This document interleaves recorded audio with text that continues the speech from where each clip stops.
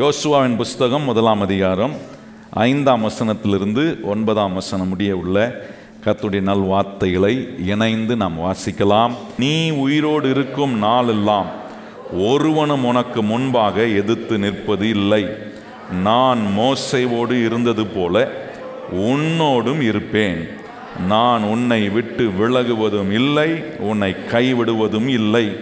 பலன் கொண்டு திடமனதாயிரு. இந்த ஜனத்தின் பிதாக்களுக்கு நான் கொடுப்பேன் என்று ஆணையிட்ட தேசத்தை நீ அவர்களுக்கு பங்கிடுவாய். என் தாசன் ஆகிய மோசே உனக்கு கற்பித்த நியாய பிரமாணத்தின்படியெல்லாம் செய்ய கவனமாயிருக்க மாத்திரம் மிகவும் பலன் கொண்டு திடமனதாயிரு. நீ போகும் இடம் எல்லாம் புத்திமானாய் நடந்து கொள்ளும்படி அதை விட்டு வலது இடது புறம் விலகாது இருப்பாயாக. இந்த நியாய பிரமாண புஸ்தகம் உன் வாயை விட்டு பிரியாதிருப்பதாக. இதில் எழுதியிருக்கிற வைகளின்படியெல்லாம் நீ செய்ய கவனமாய் இருக்கும்படி இரவும் பகலும் அதை தியானித்து கொண்டு இருப்பாயாக. அப்பொழுது நீ உன் வழியை வாய்க்க பண்ணுவாய், அப்பொழுது புத்திமானாய் நடந்து கொள்வாய். நான் உனக்கு கட்டளையிடவில்லையா? பலன் கொண்டு திடமனதாயிரு, திகையாதே, கலங்காதே. நீ போகும் இடம் எல்லாம் உன் தேவனாகிய கர்த்தர் உன்னோடே இருக்கிறார் என்றார். ஆண்டவர் நாம் வெற்றி அடைவதற்கு எல்லா வழிகளையும் சொல்லிக் கொடுக்கிற ஒரு வேத பகுதியை தான் வாசிக்கிறேன். நான் வெற்றி அடைய முடியுமா? கண்டிப்பாக அடைய முடியும். நான் வெற்றி அடையணும்னு ஆண்டவர் விருப்பமாகிறாரா? கண்டிப்பாக விருப்பமாக இருக்கிறாரு. கிறிஸ்தவ வாழ்க்கையில் பாருங்கள், நிறைய நேரம் இதில் தான் நமக்கு குழப்பம் வந்துடுது. கர்த்தர் நம்முடைய வெற்றியை குறித்து சிந்திக்கிறாரா? அவருக்கு அதில் ஆர்வம் இருக்கா? நிறைய நேரம் அதை நம்ம நினைக்காதனால நம்மளும் அதில் ரொம்ப ஆர்வம் காட்டுறதில்ல. அந்த சத்தியத்தையும் உட்காந்து நம்ம தியானிக்கிறதுல பாருங்கள், ஆண்டவர் இதில் ரொம்ப ஆர்வமாக இருக்கிறனால தான் இந்த பிளெஸ்ஸிங்ஸ் என்ற சபைக்கு வருகிற உங்களோடு இந்த தேவன் கொடுக்கிற வெற்றியை குறித்து உங்களுக்கு அவர் போதித்து கொண்டே இருக்கிறார். இந்த போதனைகளை கேட்க கேட்க ஒன்றை விளங்கி கொள்ளலாம். வெற்றி கர்த்தர் வச்சிருக்கிற காரியம், கர்த்தர் வச்சிருக்கிற வழி. அந்த வெற்றியை நான் அடைவதற்கு கர்த்தர் என்னெல்லாம் சொல்லி கொடுக்குறார், இதை கரெக்டாக நம்ம கேட்டு புரிந்து கொள்ளும் போது தான் வாழ்க்கையை வெற்றியின் பாதைக்குள்ளே நம்ம நடத்த முடியும். சில நேரம் நம்ம வாழ்க்கையில் நம்ம நினைக்கிறோம், இதெல்லாம் உலகத்துலலாம் நம்ம எதையும் நம்ம எதிர்பார்க்கக்கூடாது, எதுவும் நமக்கு வேண்டாம், பரலோகம் போனால் மாத்திரம் போதும் அப்படின்னு சில நேரத்தில் எதுவுமே வேண்டாம், எனக்கு எதுவும் தேவையில்லை, நான் இங்கே எப்படி இருந்தால் அதை பற்றி கவலை இல்லை, இங்கே துன்பத்திலும் நஷ்டத்திலையும் தோல்வியிலும் இருந்தால் அது பிரச்சனை இல்லை, நான் எப்படியாவது போய் அந்த துன்பத்திலும் தோல்வியிலும் பிரச்சனையின் நடுவில் பரலோகம் போய் சேர்ந்துடணும். நான் சொல்கிறேன், கர்த்தர் நம்மளை பரலோகம் கொண்டு போகிறதுக்கு அவர் திட்டமிட்டிருக்கிறார். எத்தனை பேருக்கு தெரியும் கர்த்தர் உங்களுக்கு? நம்மெல்லாம் பரலோக வாசிகள். கையை உயர்த்தி சொல்ல, நம்ம என்ன வாசி? அதான் அது நமக்கு நல்லா தெரியணும். we are citizens, we have citizenship of heaven, citizen of heaven. முதல் நம்முடைய குடி உரிமை எங்கன்னா பரலோகம். ரெண்டாவது குடி உரிமை எங்க? நம்ம நாடுங்க. தைரியமாக சொல்லுங்க, ஒன்றும் அதுவும் சந்தேகம். இங்கே நமக்கு ஒரு குடியிருப்பு இருக்கு. சிலர் நம்ம என்ன நினைக்கிறோம், பரலோகம் போகிறது மாத்திரம் குறியா கண் வச்சுட்டு வாழ்கிற வாழ்க்கை ஃபுல்லாக நஷ்டமும் தோல்வியும் உபத்திரமும் கஷ்டமும் எல்லாருக்கும் உபத்திரமாக இருக்கிற ஒரு வாழ்க்கையை வாழ்கிற நிலை இருக்கக்கூடாதுன்னு சிந்திக்கணும். நல்லா கவனிங்க கர்த்தருடைய பிள்ளைகளை. ஆண்டவர் நம்மளை பரலோகம் கொண்டு போகிறதுக்கு ஒரு நேரம் வச்சிருக்கிறாரு. அந்த நேரம் வரைக்கும் வாழ்கிறதுக்கு எங்கே அனுமதி கொடுத்துருக்கிறாரு? நல்லா சொல்லுங்கள், எங்கே அனுமதி கொடுத்துருக்கிறாரு? பூமியில், உங்கள் குடும்பத்தில், சமுதாயத்தில், நீங்கள் போகிற இடத்துல ஏன் அனுமதி கொடுத்துருக்கிறார்? அங்கே கர்த்தர் எனக்கு போதிக்கிற இந்த வசனத்தினால என் ஆவிக்குரிய வாழ்க்கையை எப்படி நான் வெற்றி உள்ளதாக மாற்றுறது, கர்த்தர் எனக்கு கொடுத்துருக்கிற குடும்பத்தை நான் வெற்றி உள்ள நிலையில் எப்படி நடத்துறது, கர்த்தர் என் கையில் கொடுத்துருக்கிற வேலையை நான் வெற்றிகரமாக எப்படி செய்கிறது, கர்த்தர் என் கையில் கொடுத்துருக்கிற தொழிலை நான் எப்படி வெற்றிகரமாக ஆக்குறது, என் எதிர்காலத்தை நான் எப்படி வெற்றி உள்ள நிலைக்கு கொண்டு வர கர்த்தர் என்னெல்லாம் எனக்கு சொல்லி கொடுக்குறார். இதெல்லாம் கேட்க வேண்டியது ரொம்ப அவசியம். பாருங்கள், இந்த சத்தியங்களை கேட்காம நம்ம தவறாக பல காரியங்களை புரிந்து கொண்டோன்னா, நான் சொல்கிறேன், இந்த பூலோகத்தில் நான் அடைய வேண்டிய வெற்றியை அடைந்து அதன் மூலமாக தேவனுக்கு நான் கொண்டு வர வேண்டிய மகிமையும் புகழ்ச்சியும் கொடுக்க முடியாமல் ஒரு தோல்விகரமான வாழ்க்கையை வாழணும் என்பது கர்த்தருடைய சித்தம் அல்ல. பாருங்க, நான் ஒரு தம்பிக்கிட்ட பேசிட்டு இருந்தேன். ஐஐடியில் படித்து பட்டம் பெற்ற ஒரு மனுஷன், ஒரு சகோதரன். ஐஐடினா இந்தியன் இன்ஸ்டிடியூட் ஆஃப் டெக்னாலஜி. அதில் அட்மிஷன் கிடைக்கிறதே பெரிய விஷயம். அதுக்கு ஒரு எக்ஸாம் எழுதணும். அந்த எக்ஸாமில் இருந்து நமக்கு எங்கே அலாட் பண்ணுறாங்களோ அங்கே அலாட் பண்ணக்கூடிய அதில் நல்லா ஸ்கோர் பண்ணணும். இப்படி ஆண்டவருடைய கிருபையினால் அந்த சகோதரனுக்கு ஐஐடியில் அட்மிஷன் கிடச்சி அங்கே படித்து பட்டம் பெறக்கூடிய கிருபையை ஆண்டவர் உண்டாக்குனார். நல்ல திறமைகள், நிறைய தாளந்துகள், நிறைய திறமைகள் இருந்துச்சு. ஆனால் நீங்கள் கவனித்து பார்த்தீங்கன்னா அந்த திறமையை உபயோகப்படுத்தக்கூடிய ஏற்ற புத்தி இல்லாமல் போயிடுச்சு. இன்றைக்கி நிறைய பேருக்கு நிறைய திறமைகள், தாளந்துகள், ஆற்றல்கள், பொட்டென்ஷியல்லாம் இருக்குது. ஆனால் அதை சரியான விதத்தில் உபயோகப்படுத்த தேவனிடத்திலிருந்து வருகிற அந்த புத்தி, ஞானம், அறிவு இருக்கு பாருங்க, அது ரொம்ப அவசியமான ஒன்று. அதை சரியாக உபயோகப்படுத்த இந்த சகோதரன் பாருங்க, போய் படிக்கிற காலத்தில் எங்கேயோ போய் போதனையை கேட்டு வாழ்க்கையில் வெற்றி ஆகிறதுலாம் முக்கியம் இல்லை, பரலோகம் போகிறது தான் முக்கியம், இங்கே நீ எப்படி வாழ்கிற அதெல்லாம் ஒன்றும் முக்கியம் இல்லை, இங்கே வாழ்கிற வாழ்க்கை மேலே கவனம் வைக்கக்கூடாது, அதில் நீ டெவலப் ஆகிறதுக்கு எந்த முயற்சி எடுக்கும், இப்படியே கேட்டு ஃபீட் பண்ணிக்கிட்டு எப்படி ஆயிட்டாருன்னா அவருடைய வாழ்க்கையில் தன்னை வெளிப்புறத்தில் சுத்தமாக வைக்கிறதுக்கும் கவனம் செலுத்த அவருக்கு இன்ட்ரெஸ்ட் இல்லாமல் போயிடுச்சு. நல்லா படிச்சிருக்கிறாரு, அந்த படிப்புக்கு ஏற்ற நல்ல வேலை கிடைக்குது, இன்டர்வியூ அட்டன் பண்ணுறாரு. இன்டர்வியூக்கு போகும்போது எப்படி போகிறாருன்னா ஒரு கசங்கின சட்டை, கசங்கின பேண்ட் போட்டு, திறமை இருக்குது, எல்லா திறமையும் இருக்குது. ஆனால் இப்படி ஒரு அப்பீலிங்காக இருக்க வேண்டிய ஒரு இடத்துல அப்பீலிங்காக இல்லாமல் கண்டபடி அப்படியே ஒரு மாதிரி தன்னை அப்படியே ஒரு மாதிரி காட்டி இருக்கிறதுனால வாய்ப்புகள் கிடைக்கல. நல்ல கவனிங்கள், ஆண்டவர் ஒரு நாள் உங்கள் சரீரத்தை நீங்கள் கவனம் செலுத்தக்கூடாதுன்னு சொல்லலை. அப்படி சரீரத்தை கவனம் செலுத்தக்கூடாதுன்னு சொல்லியிருந்தாருன்னா ஏன் நம்முடைய சரீரத்தில் ஆண்டவர் அவர் தங்கும் தேவாலயமாக இருக்க விரும்புகிறாரு? கொஞ்சம் யோசிக்கணும். ஆண்டவர் நம்மளை மீட்டு கொள்ளும் போது நம்முடைய ஆவி, ஆத்துமா, சரீரத்தையும் தான் கர்த்தர் மீட்டு கொள்றார். கையை உயர்த்தி சொல்லுங்க, என்னுடைய ஆவி, ஆத்துமா, சரீரத்தை மீட்டு கொள்றார். இந்த சரீரம் நல்லா இருக்கணும்ன்றதுல எனக்கு அக்கறை இருக்கோ இல்லையோ, என்னை மீட்டு கொண்ட தேவனுக்கு அதிக அக்கறை இருக்கு. அதனால நான் எப்படி உடை உடுத்துறேன், எப்படி மற்றவங்க முன்னாடி என்ன காட்டுறேன், இதில் ஆண்டவர் ரொம்ப கவனமாக இருக்கிறார். தப்பான காரியங்களை உள்ள கொண்டு போயிட்டா வாழ்க்கையில் செய்கையெல்லாம் தப்பாயிடும், நம்ம இருக்க வேண்டிய விதமாக இருக்க முடியாமல். அந்த சகோதரனுக்கு எல்லா திறமைகளும் இருந்துச்சு, அந்த திறமைகளை சரியான விதத்தில் உபயோகப்படுத்தக்கூடிய புத்தி இல்லை. நம்ம எல்லாருக்கும் திறமை இருந்து அதை உபயோகப்படுத்துகிற புத்தி இல்லைன்னா திறமை இருந்து பிரயோஜனம் இல்லை. நல்லா கவனிங்க கர்த்தருடைய பிள்ளை. இதனால தான் சாலமோன் கேட்குறாரு, ஆண்டவரே என்னை நீ ராஜாவா நீர் ஏற்படுத்தி இருக்கிறீர், என் தகப்பனுடைய ஸ்தானத்தில் சிங்காசனத்தில் உட்கார வச்சிருக்கிறீர், இந்த ஸ்தானத்தில் இந்த சிங்காசனத்தில் நான் உட்கார வேண்டும், செய்ய வேண்டிய வேலையை நான் கரெக்டாக செய்யணும்னா எனக்கு ஒன்று தேவை ஆண்டவரே, ஞானமுள்ள இருதயத்தை எனக்கு தார். கையை உயர்த்தி எத்தனை பேர் கேட்குறீங்க, ஆண்டவரே என் குடும்பத்தை நடத்த, என்ன நான் நடத்த, என் வாழ்க்கையை நடத்த எனக்கு என்ன வேணும்? ஞானமுள்ள இருதயத்தை. ரொம்ப விசேஷம் பாருங்க. நான் சின்ன பையனாக இருந்தபோது நிறைய இந்த சுவிசேஷ கூட்டத்துக்கெல்லாம் அப்பா கூட ஃபேமிலியோட போவோம் பாருங்க. அப்போ போகும்போது நிறைய மியூசிஷியன்ஸ் வருவாங்க. அந்த காலத்தில் கிட்டார் வாசிக்க ஒரு ஆள் இருப்பார், ட்ரம்பட் வாசிக்கிறதுக்கு ஒரு ஆள். அந்த காலத்தில் ட்ரம்பட் வாசித்தா அப்படியே உட்காந்து எல்லாம் ஆண் பார்ப்பாங்க, அவ்வளோ ரசிப்பாங்க. அதில் நான் சின்ன பையனாக இருந்தபோது ஒருத்தர் ட்ரம்பட் வாசி பயங்கர ஃபேமஸ். அவர் ட்ரம்பட் வாசிக்குதா எந்த ப்ரோக்ராம்னா அவர் இருப்பார். ட்ரம்பட் எடுத்தார்னா அவ்வளோ அருமையாக ஒரு சுதி மாறாமல் அற்புதமாக வாசிப்பேன், உட்காந்து ரசிக்கலாம், அவ்வளோ இனிமையாக இருக்கும் கேட்க. திடீர்னு பார்த்தா எந்த கூட்டத்துலையும் அவரை காணோம். அதுக்கு பிறகு நான் போகிற கூட்டத்தில் பார்க்குறேன், ஒரு கூட்டத்துலையும் காணோம். அப்புறம் நான் விசாரித்தப்போ ஏன் வரல, என்ன ஆச்சுன்னு கேட்கும்போது சொல்கிறாங்க, யாரோ ஒருத்தர் சொல்லிட்டாராம், யாரோ ஒருத்தர் அவர்கிட்ட சொல்லியிருக்கிறாராம், நீ வாசிக்கிறதுனால தான் எல்லாரையும் அட்ராக்ட் பண்ணுற, அது ஆண்டவருக்கு பிரியமே இல்லை அப்படின்ட்டாராம். இதை கேட்டவர் அன்னிலேருந்து வாசிக்க விட்டுட்டு, ட்ரம்பட்டை வாசிக்கிறவர் விட்டுட்டு தண்ணி அடிக்க போயிட்டார். வாழ்க்கை தவறான பாதி. கர்த்தர் கொடுத்திருக்கிற தாளந்த கர்த்தர் எவ்விதமாக உபயோகப்படுத்த வேண்டும் என்கிற புத்தியை நம்ம உபயோகப்படுத்தலைன்னா தாளந்து இருந்தும் அந்த தாளந்து பிரயோஜனம் இல்லை.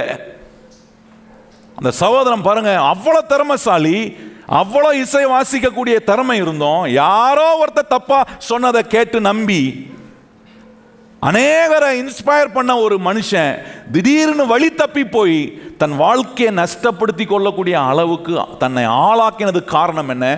யாரோ ஒருத்தர் சொன்ன ஒரு தப்பான காரியம். வசனம் என்ன சொல்லுது?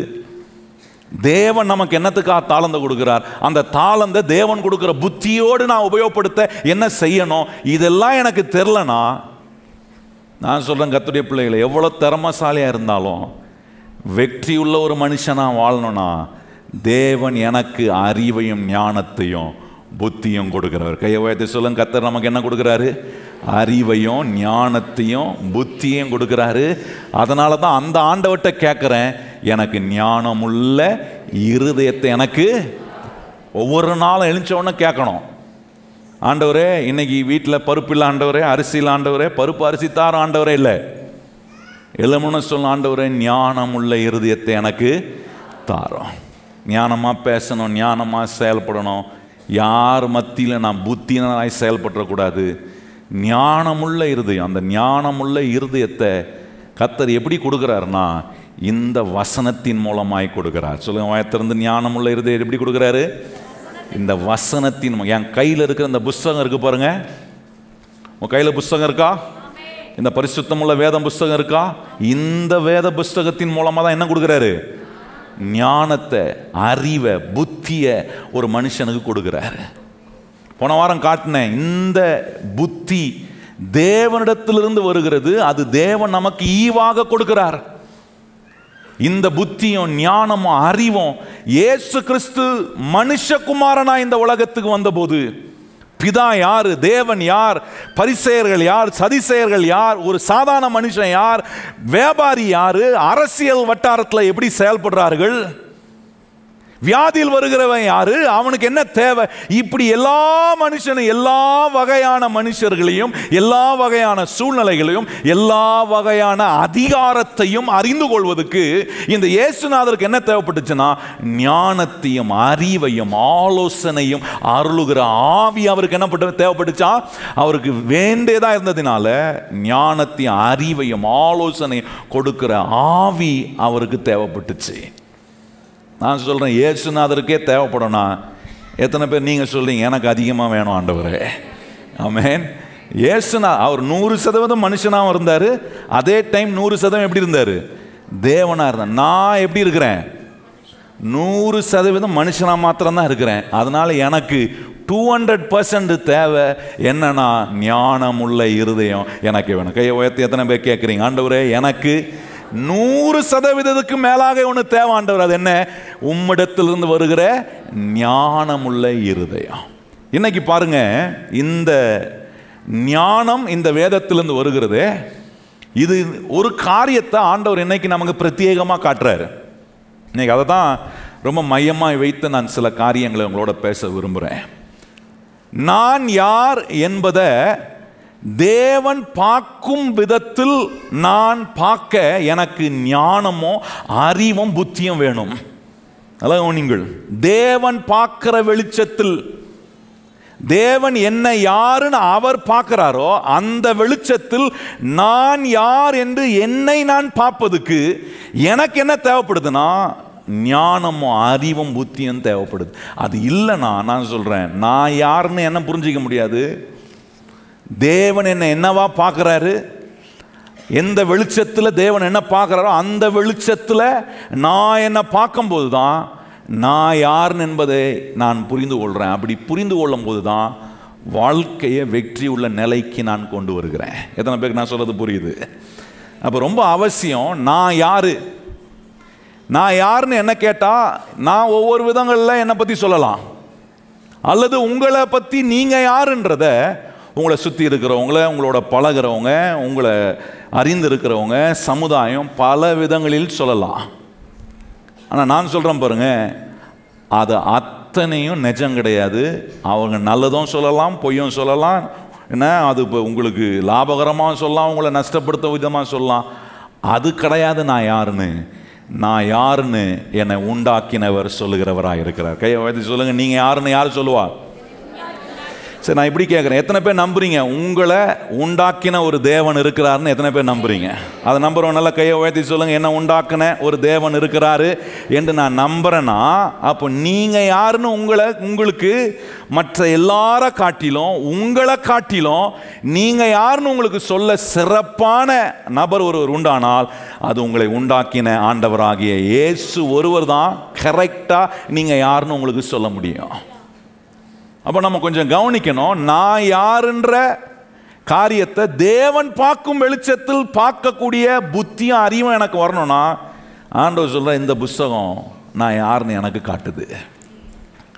நிறைய பேருக்கு அவங்க யாருன்னு தெரியல. அவங்களுக்கு கர்த்தர் என்ன தாளந்துகளை வச்சிருக்கிறா, அவங்களுக்கு என்ன திட்டங்களை வச்சிருக்கிறா, அவங்கள கொண்டு என்ன செய்ய தேவன் விரும்புகிறார், இது எதுவுமே நிறைய பேருக்கு தெரியல பாருங்க. அதனால தான் வாழ்க்கையில் நிறைய விஷயங்களில் நாம் வெற்றி அடைய முடியாமல் இருக்கிறோம். இன்னைக்கு அதை தான் கொஞ்சம் எடுத்து உங்களுக்கு நான் காண்பிக்க விரும்புகிறேன். நான் யாருன்னு கர்த்தர் எப்படி பார்க்குறாரு? எத்தனை பேர் அதை பார்க்கணுன்னு விரும்புகிறீங்க? நீங்கள் யாருன்னு கர்த்தர் எப்படி பார்க்குறாரோ அந்த வெளிச்சத்தில் நான் என்ன பண்ணணும்? என்னை பார்க்க ஆரம்பிக்கும் போது தான் நான் கர்த்தர் சொல்கிற வெற்றி உள்ள வாழ்க்கைக்கு என்னை நான் ஆயத்தப்படுத்துகிறேன். அந்த வழியில் நடக்கிறேன். அந்த வழியில் நடக்கும்போது கர்த்தர் சொல்கிறபடியே நான் வெற்றி உள்ளவனாய் மாறும். நான் யார் அப்படின்னு பைபிள் என்ன சொல்லுது பார்ப்போமா? 139ஆம் சங்கீதம் வாங்க. 130ஆம் சங்கீதம் 39ஆம் சங்கீதம். சில வசனங்களை உங்களுக்கு நான் எடுத்து காட்ட விரும்புகிறேன். ஏன்னா இதெல்லாம் நம்ம யாருன்னு ரொம்ப தெளிவாக நமக்கு சொல்லும். 14ஆம் வசனத்திலேருந்து நம்ம வாசிக்க போகிறோம். எழுதுறீங்களா? 14ஆம் வசனம், சங்கீதம் 139 14ஆம் வசனத்திலிருந்து சில வாக்கியங்களை நம்ம வாசிப்போம். 16ஆம் வசனம் வரைக்கும் வாசிக்க போகிறோம். எடுத்துறீங்களா? வாசிப்போமா? 14ஆம் வசனம். நான் பிரமிக்கத்தக்க அதிசயமாய் உண்டாக்கப்பட்டபடியால் உம்மை துதிப்பேன். உமது கிரியைகள் அதிசயமானவைகள், அது என் ஆத்துமாவுக்கு. உங்கள் ஆத்துமாவை பார்த்து கேளுங்க, உங்களுக்கு தெரியுமா நீங்கள் யாருன்னு? இங்கே சங்கீதக்காரன் சொல்கிறான், என் ஆத்துமாவுக்கு பர்ஃபெக்டாக தெரியும் எப்படி உண்டாக்கப்பட்டேன். பிரமிக்கக்கூடிய விதத்தில் கர்த்தர் என்னை உண்டாக்கியிருக்கிறார். அவருடைய கிரியைகள் மார்வலஸ் ஒர்க். ஆங்கிலத்தில் ரொம்ப அழகாக வந்திருக்கு. நம்மளை உண்டாக்க ரொம்ப மார்வலஸாக வேலை செஞ்சுருக்கிறார். பக்கத்தில் பார்த்து உங்களை உண்டாக்க கர்த்தர் ரொம்ப மார்வலஸாக. மார்வலஸ்ன்னு தெரியும்ல, அதுக்கு விளக்கம் சொல்ல வேண்டியது இல்லைன்னு நினைக்கிறேன்.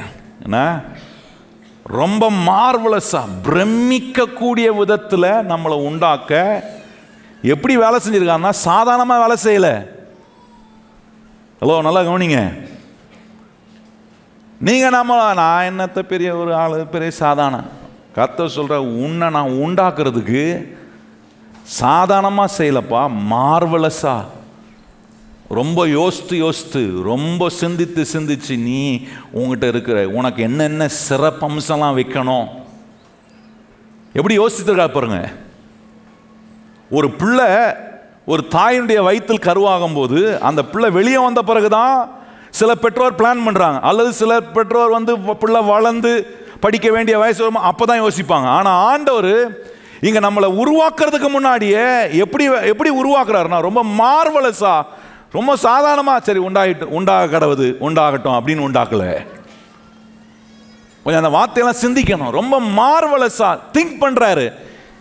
ஒவ்வொருத்தருக்கும் என்னென்ன சிறப்பம்சங்களை வைத்து, என்னென்ன கிருபைகளை கொடுத்து, தாளந்துகளை கொடுத்து, என்னென்ன வகையில் நம்மளை உருவாக்க பயன்படுத்த, அந்தந்த எல்லா யுனிக்னஸையும் கர்த்தர் வச்சு.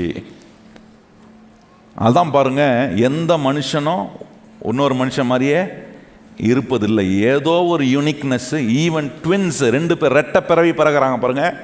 அந்த ரெட்டை பிறவியில் கூட நீங்கள் கவனிச்சிங்கன்னா 99% ஒரே மாதிரி இருக்கலாம், ஆனால் அந்த 1% வித்தியாசமாக இருக்கும். ஏன்னா ஒவ்வொரு படைப்புக்குள்ளேயும் ஆண்டவர் மார்வலஸான வேலையை செய்கிறது யோசித்து பண்ணியிருக்கிறாரா. இதை சங்கீதக்காரன் சொல்கிறாரு, இது என் ஆத்துமாவுக்கு நன்றாய் தெரியும். இன்னைக்கு நம்ம ஆத்துமாவுக்கு இது தெரிலன்னு வைங்க, நான் சொல்கிறேன், வாழ்க்கையில் நீங்கள் என்ன சவால்கள், பிரச்சனைகள், போராட்டங்களுக்குள்ள போகும்போது இந்த விஷயம் உங்களுக்கு நல்லா தெரிலனா ஜெயிக்கிறதுக்கான வழியை நீங்கள் தெரிந்து கொள்ளன்றதுக்கு அதுவே ஒரு அறிகுறி. அதுக்கு தான் ஆண்டவர் இதை எடுத்து உங்களுக்கு போதிக்கிறார் இன்றைக்கு. சொல்றாரு பாருங்க, என்ன இது என் ஆத்மாவுக்கு நன்றாய் தெரியும். அடுத்த வசனம் வாசிப்போமா? 15ஆம் வசனம். நான் ஒளிப்பிடத்தில் உண்டாக்கப்பட்டு பூமியின் தாழ்விடங்களில், பாருங்க அந்த வார்த்தை, விசித்திர. நம்ம என்ன கேள்விப்பட்டோம், யாரை திட்டுவாங்க பார்த்துருக்கீங்களா? நம்மள சரியான விசித்திர வினோதமா இருக்க. எதுக்கு சொல்லுவாங்க? திட்டுறதுக்கு தானே சொல்லுவாங்க, நல்லதுக்காக சொல்லுவாங்க. உங்களை வீட்டில் பார்த்து என்ன விசித்திர வினோதம் அப்படின்வாங்க. என்ன சொல்லுவாங்க? எல்லாம் அது ஒரு பழமொழி. இது அந்த பழமொழி நான் மனம் எடுத்து பாருங்க. எல்லாருக்கும் ஒரு வழினா இவனுக்கு, ஆமாம், அதுக்கு தானே சொல்லுவாங்க விசித்திர வினோதம். என்னதான் எந்த பிறவியோ தெரியலையே இது, அப்படி சொல்ல ஆண்டவர். தாழ்வில் இருந்த, மதிக்க முடியாமல் இருந்த, என்ன உபயமற்றமாய் இருக்கக்கூடிய பொருள் இருந்து ஆண்டவர் விசித்திர வினோதமா அங்க போட்டிருக்கு பாருங்க. அருமையா இருக்கு அந்த வார்த்தை. தமிழ்ல ரொம்ப நல்லா வருது. ஆங்கிலத்தில் எப்படி வந்திருக்குன்னா, curiously from the lowly things God created you. ஆனா இங்க தமிழ்ல எப்படி வந்திருக்குன்னா, விசித்திர வினோதமா உருவாக்கப்பட்ட போது என் எலும்புகள் உமக்கு, விசித்திர வினோதமா உருவாக்கப்பட்டு என் எலும்புகள் உமக்கு மறைவா இருக்கவில்லை. 16ஆம் சொல்றாரு பாருங்க, என் கருவை உம்முடைய கண்கள் கண்டது, என் அவயங்களில் ஒன்றாகிலும் இல்லாத போதே அவைகள் அனைத்தும் அவைகள் உருவேற்பாடு நாட்களுக்கும் உமது புஸ்தகத்தில். என்ன சொல்றாரு பாருங்க, எனக்கு அந்த வார்த்தை ரொம்ப பிடிச்சிருக்கு. எதுல எழுதி வச்சிருக்காராம்? நல்லா சொல்லுங்க, எதுல எழுதி வச்சிருக்கிறாரு? அவருடைய புஸ்தகத்தில் எழுதி வச்சிருக்கிறாரு. நான் அதை எப்படி சொல்ல விரும்புகிறேன், நம்ம கையில் இப்போ ஒரு புஸ்தகத்தை கொடுத்து வச்சிருக்கிறாரு பார்த்தீங்களா? இதில் என்னை பற்றி எல்லா கம்ப்ளீட் இன்ஃபர்மேஷனை எழுதி வச்சிருக்கிறார். எத்தனை பேர் ஆமேன்னு சொல்கிறீங்க? நம்ம யார், நம்ம என்னவா இருக்கிறோம், என்னவா இருக்க போகிறோம், எங்கே போய் சேர போகிறோம், எல்லாத்தையும் ஆண்டவர் எழுதி வச்சிருக்காரு பாருங்க. சங்கீதக்காரன் சொல்றாரு, நான் பிரமிக்க கூடிய விதத்தில் என்ன உண்டாக்குறீர், மார்வலஸான வேலையை செஞ்சிருக்கிறீர் ஆண்டவரே, விசித்திர வினோதமா என்ன படைச்சிருக்கிறீர். நான் கருவுல இருக்கும் போதே உங்க கண்ணு என்ன பார்த்துருச்சு, என்ன தெரிந்து கொண்டீங்க. நான் உருவெடுப்பதற்கு முன்பாக ஒரு ஃபார்மேஷன், கண்ணு, வாயு, மூக்கு, என்ன எலும்பு, சதை எனக்கு உருவாகி ஒரு ஃபார்மேஷன் வர்றதுக்கு முன்னாடியே என்ன நான் யாருன்னு தெரிஞ்சு வச்சிருக்கிறீர் ஆண்டவரே. என்ன மாதிரி ஆண்டவர் பாருங்க. இன்னைக்கு ஆண்டவர் நம்மளை இவ்வளவு டீட்டெயில்டா, நல்லா கவனிக்கணும், அதை நம்மளை இவ்வளவு டீட்டெயில்டா உருவாகிறதுக்கு முன்னாடியே டீட்டெயிலா தெரிஞ்சு வச்சிருக்கிறவர். இன்னைக்கு இந்த உலகத்துல நான் இன்னைக்கு போய் கொண்டிருக்கிற சூழ்நிலைகள்ல, சவால்கள்ல அவருக்கு தெரியாதா எனக்கு என்ன நடக்குதுன்னு, எனக்கு என்ன செய்யணும்னு அவருக்கு தெரியாதா, என்ன மாற்றங்களை கொண்டு வரணும் அவருக்கு தெரியாதா, எங்க வழியை திறக்கணும்னு அவருக்கு தெரியாதா, எங்க ஆப்பர்ச்சுனிட்டி கொடுக்கணும்னு அவருக்கு தெரியாதா. இவைகளை அறிந்திருக்கிற கர்த்தர் எனக்கு தேவனாய் இருக்கிறார் என்பதை அறிந்து அவர் என்னை எந்த விதமா பார்க்கிறாரோ அந்த வெளிச்சத்தில் பார்க்கக்கூடிய புத்தி எனக்கு வரலனா நான் போய் கொண்டிருக்கிற சூழ்நிலைகளை ஜெயிக்க ஏனால முடியவே முடியாது. நல்லா கவனிங்க நான் சொல்றது. எத்தனை பேர் உங்க சூழ்நிலை, வாழ்க்கையின் கடின சூழ்நிலைகளை ஜெயிக்கணும்னு விரும்புறவங்க கையை உயர்த்தி ஆமென் சொல்லுங்க. ஜெயிக்கணும்னா கர்த்தர் உங்களை என்னவா பார்க்கிறார்ன்ற அந்த வெளிச்சத்துல நீங்க உங்களை பார்க்கக்கூடிய புத்தி உங்களுக்கு வரலனா நீங்க போகிற பிரச்சனையில் கர்த்தர் எப்படிப்பட்ட விடுதலையும் அற்புதத்தையும் செய்ய போறார், எப்படிப்பட்ட மார்வலஸான வேலையை உங்களுக்காக அவர் செய்கிறார்ன்றதை உங்களால் என்ன பண்ண முடியாது, புரிஞ்சிக்கவே முடியாது. புரிஞ்சிக்காததுனால தான் இந்த வாய் இருக்கு பாருங்க, லொடலொடா வாய். இந்த புரிஞ்சிக்கிறது இல்லை. கர்த்தர் எப்படிப்பட்ட மார்வலஸான வேலையை என்ன குறித்து அவர் திட்டமிட்டு வச்சிருக்கிற அந்த வெளிச்சத்தில் என்ன நான் பார்க்க தெரியாததுனால குடும்பத்தில் லொடலொடா, வேலை இடத்துல லொடலொடா, எல்லா லொடலொடாவும் சேர்ந்து வாழ்க்கை எப்படி இருக்கு, தொல தொலன்னு இருக்குது. நான் சொல்றது புரியுதா இல்லையா? ஒண்ணுமே கரெக்டா வரமாட்டுதே. ஏன்? ஒரு இடத்துல நிற்க முடியல, ஒரு இடத்துல ஸ்திரமா நம்ம காரியங்களை செய்ய முடியல. ஆண்டவர் நம்மளை கொண்டு செய்ய விரும்புகிற காரியத்துக்கான தைரியமும் அந்த திட நம்பிக்கையும் வரமாட்டுதே. ஏன்? தேவன் என்ன யாரா பார்க்கிறாரோ அந்த வெளிச்சத்தில் நான் இன்னும் பார்க்க ஆரம்பிக்கல. இங்க சொல்றாரு சங்கீதக்காரன், என் ஆத்துமாவுக்கு நன்றாய் தெரியும். இன்னைக்கு உங்க ஆத்துமால நான் சொல்ற சத்தியங்கள்லாம் போய் உள்ள உட்காரணும். எந்த சூழ்நிலையில் நீங்க போனாலும் சூழ்நிலையை பார்க்கக்கூடாது. இந்த சூழ்நிலை கர்த்தர் என்னை காண்கிற விதத்தில் நான் பார்க்க வெளிச்சம் அடையக்கூடிய புத்தி எனக்கு வரும்போது நான் சொல்றேன், பிரச்சனையும் பார்க்க மாட்டேன். அந்த பிரச்சனையில் கர்த்தர் எனக்கு வச்சிருக்கிற பதிலையும் விடுதலையும் தீர்வின் மேல என் கண்களை பதிய வைக்கிறேன். ரொம்ப முக்கியம். பாருங்க இன்னொரு இடத்துல வேற மாதிரி சொல்லியிருக்கிறாரு. அதை கொஞ்சம் கவனிப்போமா? 1 பேதுரு வாங்க. 1 பேதுரு 2ஆம் அதிகாரம். 1 பேதுரு 2ஆம் அதிகாரம் 9ஆம் வசனம் வாசிப்போமா? 1 பேதுரு 2ஆம் அதிகாரம் 9ஆம் வசனம் வாசிப்போம். நீங்களோ உங்களை அந்தகாரத்தின் நின்று தம்முடைய ஆச்சரியமான ஒளியிடத்துக்கு வரவழைத்தவருடைய புண்ணியங்களை அறிவிக்கும்படி தெரிந்து கொள்ளப்பட்ட சந்ததியாரும் ராஜரீக ஆசாரிய கூட்டமாயும் பரிசுத்த ஜாதியாயும் அவருக்கு சொந்தமான ஜனமாயும் இருக்கிறீங்க. நல்ல கவனிங்கள். என்ன பண்ணிருக்கிறாரா? உங்களை அந்தகாரத்தின் இருளில் இருந்து தம்முடைய ஆச்சரியமான ஒளியிடத்துக்கு வரவழைத்தவருடைய புண்ணியத்தை அறிவிக்க. ஏன் நான் யாருன்னு கர்த்தர் பார்க்கிற வெளிச்சத்தில் நான் என்ன பார்க்கணும்னா, என்னை அவர் எப்படி விடுவிக்கிறாரு, என்னை எந்த அந்தகாரத்திலிருந்து விடுதலை பண்ணி என்னை எப்படிப்பட்ட ஆச்சரியமான ஒளிக்குள்ள வச்சிருக்கிறாரு, அவர் எப்படிப்பட்ட மார்வலஸான வேலையை எனக்குள்ள செய்கிறாருன்றதை எனக்கு தெரிஞ்சு அதை நான் அனுபவிக்கும் போது அந்த நற்கிரியைய சொல்றார், அந்த புண்ணியத்தை அறிவிக்கிறவனா நான் இருக்கணும்.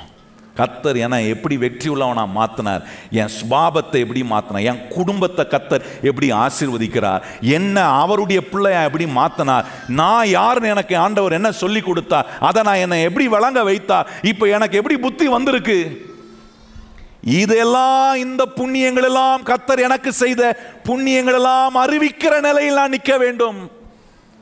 கர்த்தர் என்ன செஞ்சிருக்கிறார்? வாய் நிறைய சொல்லுகிற நன்மைகள் என்னுடைய வாயால வரணும்னா எனக்கு ஒரு புத்தி வரணும். என்ன புத்தினா, தேவன் என்னை பார்க்கிற அந்த வெளிச்சத்தில் நான் என்னை பார்க்க நான் இந்த வசனத்தை தியானிக்கலனா, இந்த வேதத்தில் என்னை குறித்து, ஏன்னா இங்க சொல்லியிருக்க, இதுல எழுதி வைத்திருக்கிறாரா நம்மளை பத்தி எல்லா இன்ஃபர்மேஷனும் இங்க இருக்கு. எத்தனை பேர் நம்புறீங்க? உங்களை பத்தி எல்லா இன்ஃபர்மேஷன் எங்க இருக்கு? இந்த புஸ்தகத்தில் இருக்கு. உங்களை பத்தி மாத்திரம் இல்லை, நாட்டை பத்தி, ஏன்னா எல்லா காரியங்கள், நடக்க போகிற காரியம், நடந்திருக்கிற காரியம், அவருடைய வருகை, எல்லா காரியங்களும் இங்கே இருக்கு. அதனால தான் என்ன ஒரு மனுஷன் தெரிஞ்சுக்க வேணாலும் அவன் தெரிந்து கொள்ள வேண்டிய இடம் எதுனா, கர்த்தர் கொடுத்திருக்கிற இந்த பரிசுத்தம் உள்ள வேதத்தை திறக்கும் போது எந்த மனுஷனுக்கும் எந்த விதமான கேள்வியானாலும் அத்தனை விதமான கேள்விகளுக்கும் பதில் இருக்கிற இடம் எதுனா, கர்த்தர் நம்ம கையில் கொடுத்திருக்கிற பரிசுத்தம் உள்ள அவருடைய வேத புஸ்தகம். எத்தனை பேர் ஆமேன்னு சொல்றீங்க? இப்போ இதில் ஆண்டவர் சொல்றாரு, நீ யாருன்னு நான் உன்னை என்ன பார்க்குறேனோ அந்த வெளிச்சத்தில் பார்க்க உனக்கு புத்தி வந்திருக்காப்பா? வரணும். பாருங்க, ஒரு உதாரணத்தை உங்களுக்கு காட்டுறோம் பைபிள்ல இருந்து. ஆபிரகாம் ஒரு சிறப்பான உதாரணம். ஆபிரகாமை தேவன் அழைத்த போது அவன் எங்கே இருந்தான்? அந்தகார இருள் இருந்தான். ஆபிரகாமுடைய தகப்பர் பேர் தேராகு. அவர் அவருடைய வேலை, ஆபிரகாமுடைய குடும்பத்தினுடைய வேலை என்னன்னா, சிலைகளை, உருவ சிலைகளை உருவாக்கக்கூடிய வேலைகள். அவர்களுக்கும் தேவனுக்கும் சம்பந்தமே கிடையாது. ஆனால் ஆண்டவர் இந்த ஆபிரகாமோட பேசுறாரு. ஆபிரகாமோட இந்த ஜீவன் உள்ள தேவன் பேசுகிறார். பேசி அவனுக்கு வாக்குத்தத்தை கொடுக்கிறார். அவன் சொல்றார், நான் உன்னை ஆசீர்வதிப்பேன், நீ ஆசீர்வாதமா இருப்ப, உன்னை ஆசீர்வதிக்கிறவர்களை நான் ஆசீர்வதிப்பேன், உன்னை சபிக்கிறவர்களை நான் சபிப்பேன், பூமியில் உள்ள வம்சம் எல்லாம் உன் மூலமாய் ஆசீர்வதிக்கப்பட்டிருக்கும். இப்படிப்பட்ட ஆசீர்வாதமான வார்த்தைகள்லாம் கர்த்தர் கொடுத்துட்டு, தேவனுக்கும் ஆபிரகாமுக்கும் சம்பந்தமே இல்லை. இருள் இருந்த ஆபிரகாம் ஒளியின் தேவன் சத்தியத்தை சொல்கிற தேவன், வாக்குத்தத்தத்தை எடுத்து வாக்கு பண்ணுகிற தேவன் இப்பொழுது ஆபிரகாமுக்கு வாக்கு கொடுக்கிறார். அந்த ஆபிரகாமை பார்த்து வேதம் என்ன சொல்ல தெரியுமா? ஆபிரகாம் தேவனுக்கு என்னவா இருந்தானா? சிநேகிதனாக இருந்தான். யோசித்து பாருங்க, சம்பந்தமே இல்லாத ஒருத்தனை அவனை அழைத்து அவன் யார் என்பதை, அவனுக்கு தேவன் என்ன பார்க்கிறார் என்பதை காட்டி, அதை அவனை பார்க்க வச்சு, அதை அவனை நம்ப வச்சு, அதுக்கு அவனை கீழ்ப்படிய வச்சு, அந்த வழியில் அவனை நடத்தி கொண்டு வந்து வெற்றி அவனுக்கு கொடுத்து அவனை ஆசீர்வாதமாக்கி அவன் அநேகருக்கு விசுவாச தகப்பனாக மாற்றி அவனுடைய வாழ்க்கையை இன்றைக்கும் பேசக்கூடிய ஒரு சாட்சியா வைத்து. அப்ப நீங்க கவனிச்சு பாருங்க, இந்த வேதத்தில் இப்படி நிறைய சாதாரணமான மனிதர்களை நீங்க பார்க்கலாம். அந்த சாதாரணமான மனிதர்கள் எல்லாரிடத்திலும் கர்த்தர் பேசி ஒன்றை செய்கிறார். என்ன செய்கிறார்னா, அவர்கள் யார் என்பதை தேவன் பார்க்கிற வெளிச்சத்தில் அவர்களை பார்க்க வைத்ததினாலே ஏற்படுகிற மாற்றங்கள். நல்லா கவனிக்கணும். இன்னைக்கு உங்களை கர்த்தர் பார்க்கக்கூடிய அந்த வெளிச்சத்தில் நீங்க யாருன்னு நீங்க பார்க்க ஆரம்பிச்சு செயல்பட ஆரம்பிப்பீங்கன்னா, அவர் கிரியை செய்ய உங்க வாழ்க்கையில் இடம் கொடுப்பீங்கன்னா, இன்னைக்கு சாதாரணமானவர்களா இருக்கலாம், ஆனா உங்களுக்குள்ள அவர் தம்முடைய மார்வலஸான வேலையை செய்யும் போது சாதாரண நிலையிலேயே அல்ல, அங்கே இருந்து படிப்படியாய் உயர்த்தி நம்மளை கண்மலையின் மேல் நிறுத்துகிற கண்மலை ஆகிய கிறிஸ்து உங்க வாழ்க்கையை கட்டி உருவாக்க அவர் சர்வ வல்லவராக இருக்கிறார். சாதாரணமான நிலையில் இருக்கும்போது யாருக்குமே நம்மளை தெரியாது, யாருக்குமே நம்ம கண்ணில் பட மாட்டோம். ஆனால் இந்த சாதாரணமான என்ன நான் யார் என்பதை கர்த்தர் பார்க்கும் வெளிச்சத்தில் பார்க்க ஆரம்பித்து, அந்த அறிவு அந்த புத்தியில் நான் உணர்வடைந்து ஆண்டவரை பின்பற்றி விசுவாசத்தில் கீழ்ப்படிந்து செயல்படும் போது ஒரு நாள் கர்த்தர் என்னை அநேகருக்கு முன்பாக உயர்த்தி காட்டுவார். அது அநேகருடைய கண்களுக்கு எப்படி இருக்கும்? ஆச்சரியமா. எத்தனை பேர் நம்புறீங்க கர்த்தர் செய்வாரா? ஏன்னா இந்த சத்தியம்லாம் உங்களை புத்திமான ஆக்கும். பக்கத்தில் பார்த்து சொல்லு, நம்ம கேட்குற சத்தியம்லாம் நம்மளை என்ன ஆக்கும்? கண்டிப்பாக ஆயிடுவீங்க. இந்த சத்தியத்தை கேட்ட பிறகு புத்தீனமாக செயல்பட முடியாது. ஆபிரகாமுக்கு பாருங்க, அதை சொல்றாரு. சொல்லி அவனுடைய வாழ்க்கையை மாற்றி அற்புதமான நிலையில் நீ யோசித்து பாருங்க. ஆண்டவர் ஆபிரகாமுக்கு ஒரு விசேஷமான வாக்குத்தத்தத்தை கொடுக்குறாரு. அந்த வாக்குத்தத்தத்தில் ரொம்ப விசேஷமானது என்னன்னா, உன் மூலமாய் பூமியில் உள்ள வம்சங்கள் எல்லாம் ஆசீர்வதிக்கப்படும். ஆனால் அந்த வாக்குத்தத்தம் நிறைவேற ஆபிரகாமுக்கு ஒரு பிள்ளை கூட இல்லை. யோசித்து பாருங்க, எவ்வளோ போராட்டங்கள் வந்திருக்கும், எவ்வளோ கிரிட்டிசிசம் வந்திருக்கும், எவ்வளோ கேட்கக்கூடாத வார்த்தைகள்லாம் ஆபிரகாமும் சாராலும் கேட்க வேண்டிய நிலைகளுக்குள் தள்ளப்பட்டிருப்பாங்க என்பதை யோசித்து பாருங்க. ஆனால் என்ன ஆச்சரியமா இருக்குன்னா, இப்படி பேசப்படக்கூடிய நிலையில் தள்ளப்பட்ட ஆபிரகாமும் சாராலும் அப்படிப்பட்ட சவால்களுக்குள் வந்தவர்கள். ரோமர் 4ஆம் அதிகாரத்தில் வாசிக்கும் போது அங்கே சொல்லி இருக்கிறது, ஆபிரகாம் ஆண்டவரை பார்த்து அவன் சொல்ற ஒரு வார்த்தை என்னன்னா, என் சரீரம் செத்து போனதையும் சாராளுடைய கற்பம் செத்து போனதையும் அவன் என்ன பண்ணவில்லையா? என்னாது இருந்தான். நான் கேட்கணும், எப்படிங்க அது ஆகும்? நீங்கள் ஒரு பிரச்சனையில் இருக்கீங்க, மிகப்பெரிய தேவை, கழுத்தை நெருக்கிற பிரச்சனை. அந்த பிரச்சனை இருக்கும்போது அந்த பிரச்சனையை எண்ணாமல் இருக்க முடியுமா? யோசிக்காமல் இருக்க முடியுமா?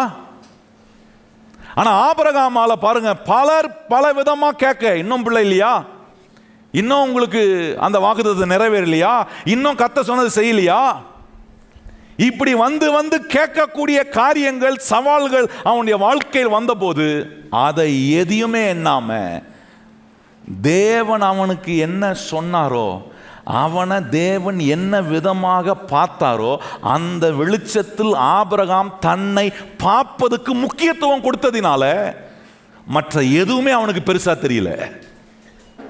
நல்லா கவனிங்க, இன்னைக்கு கிறிஸ்தவ மக்கள் நம்ம என்ன செய்கிறோம்? நம்ம பார்க்கறதுக்கெல்லாம் முக்கியத்துவம் கொடுத்துட்டு சொன்ன ஒரு தேவன் இருக்கிறார் பாருங்க, அவருக்கு முக்கியமான நிலையை கொடுக்கறதில்ல. அவர் நம்மளை பார்க்குற விதத்தில் நம்மளை பார்க்க, அந்த வெளிச்சத்துக்குள்ள நம்மளை பார்க்க புத்தி அடையாம இருக்கிறதுனால எல்லா விதமான சிக்கல்லையும் மாட்டிட்டு இருக்கிறோம். எனக்கு ரொம்ப ஆச்சரியமா இருந்துச்சு பாருங்க. அவனும் மாம்சத்தில் தானே இருக்கிறான், அவனுக்கு என்ன சோறு வந்திருக்காதா? இதை நினச்சி அவனுக்கு சோறு வராமல் வந்திருக்கும்.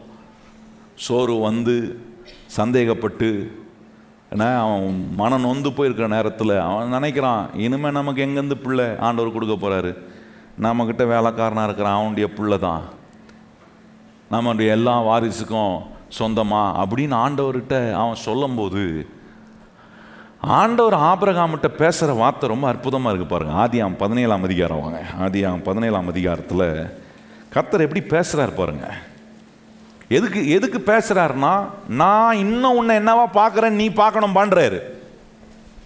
நல்லா கவனிங்க, நீங்கள் நல்லா கவனிக்கணும். ஏன் வாரம் வாரம் வந்து சசனத்தை கேட்கணும்? ஏன்னா வாரம் வாரம் கர்த்தர் என்னை என்னவா பார்க்குறாருன்னு நான் விளங்கிக்கிறதுக்காக வந்து கேட்குறேன். அது எனக்கு தெரிலனா நான் ஏன்னா வெளியே போய் நிறைய பார்க்குறேனே, எதிரான காரியங்களை பார்க்குறேன், சவால்களை பார்க்குறேன், தோல்விகளை பார்க்குறேன், பலர் பேசுகிறத கேட்குறேன்.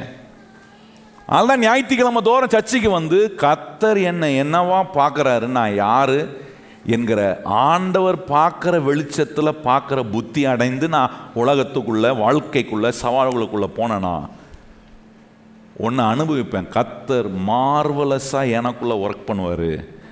அற்புதமான காரியங்களை கர்த்தர் நமக்காக செய்து காட்டுவார். வாயத்தன்னு சொல்லுங்க, கர்த்தர் என்ன பண்ணுவார்? எனக்கான அற்புதமான காரியங்களை கர்த்தர் செய்து காட்டுவார். இங்கே பாருங்கள், ஆபிரகாம்கிட்ட பேசுகிறார் பாருங்க. 4ஆம் வசனம் பாருங்க. நான் உன்னோடே பண்ணுகிற என்னுடைய உடன்படிக்கை என்னவென்றால், இங்கே நல்லா கவனிங்க, உடன்படிக்கைன்னா புதுசாக பண்ணல. நீங்கள் ஒன்று நினச்சிக்கூடாது உடன்படிக்கைன்னா பிரேக் ஆயிடுச்சு அதனால் திருப்பி ஒரு உடன்படிக்கை கிடையாது. தேவன் ஒரு மனுஷனோட உடன்படிக்கை பண்ணார்னா it can never be broken.